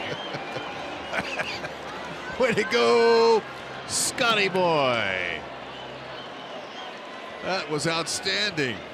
Way to pick him up. Pick up your guy, Herrera. Whew. Man, that was a nail biter. So it took 2 home runs, 2 relief pitchers in the 9th inning, a jar and a half of Pepto-Bismol, and the Royals win it 7-6. All right. Way to go, Moose. That's a big home run you hit.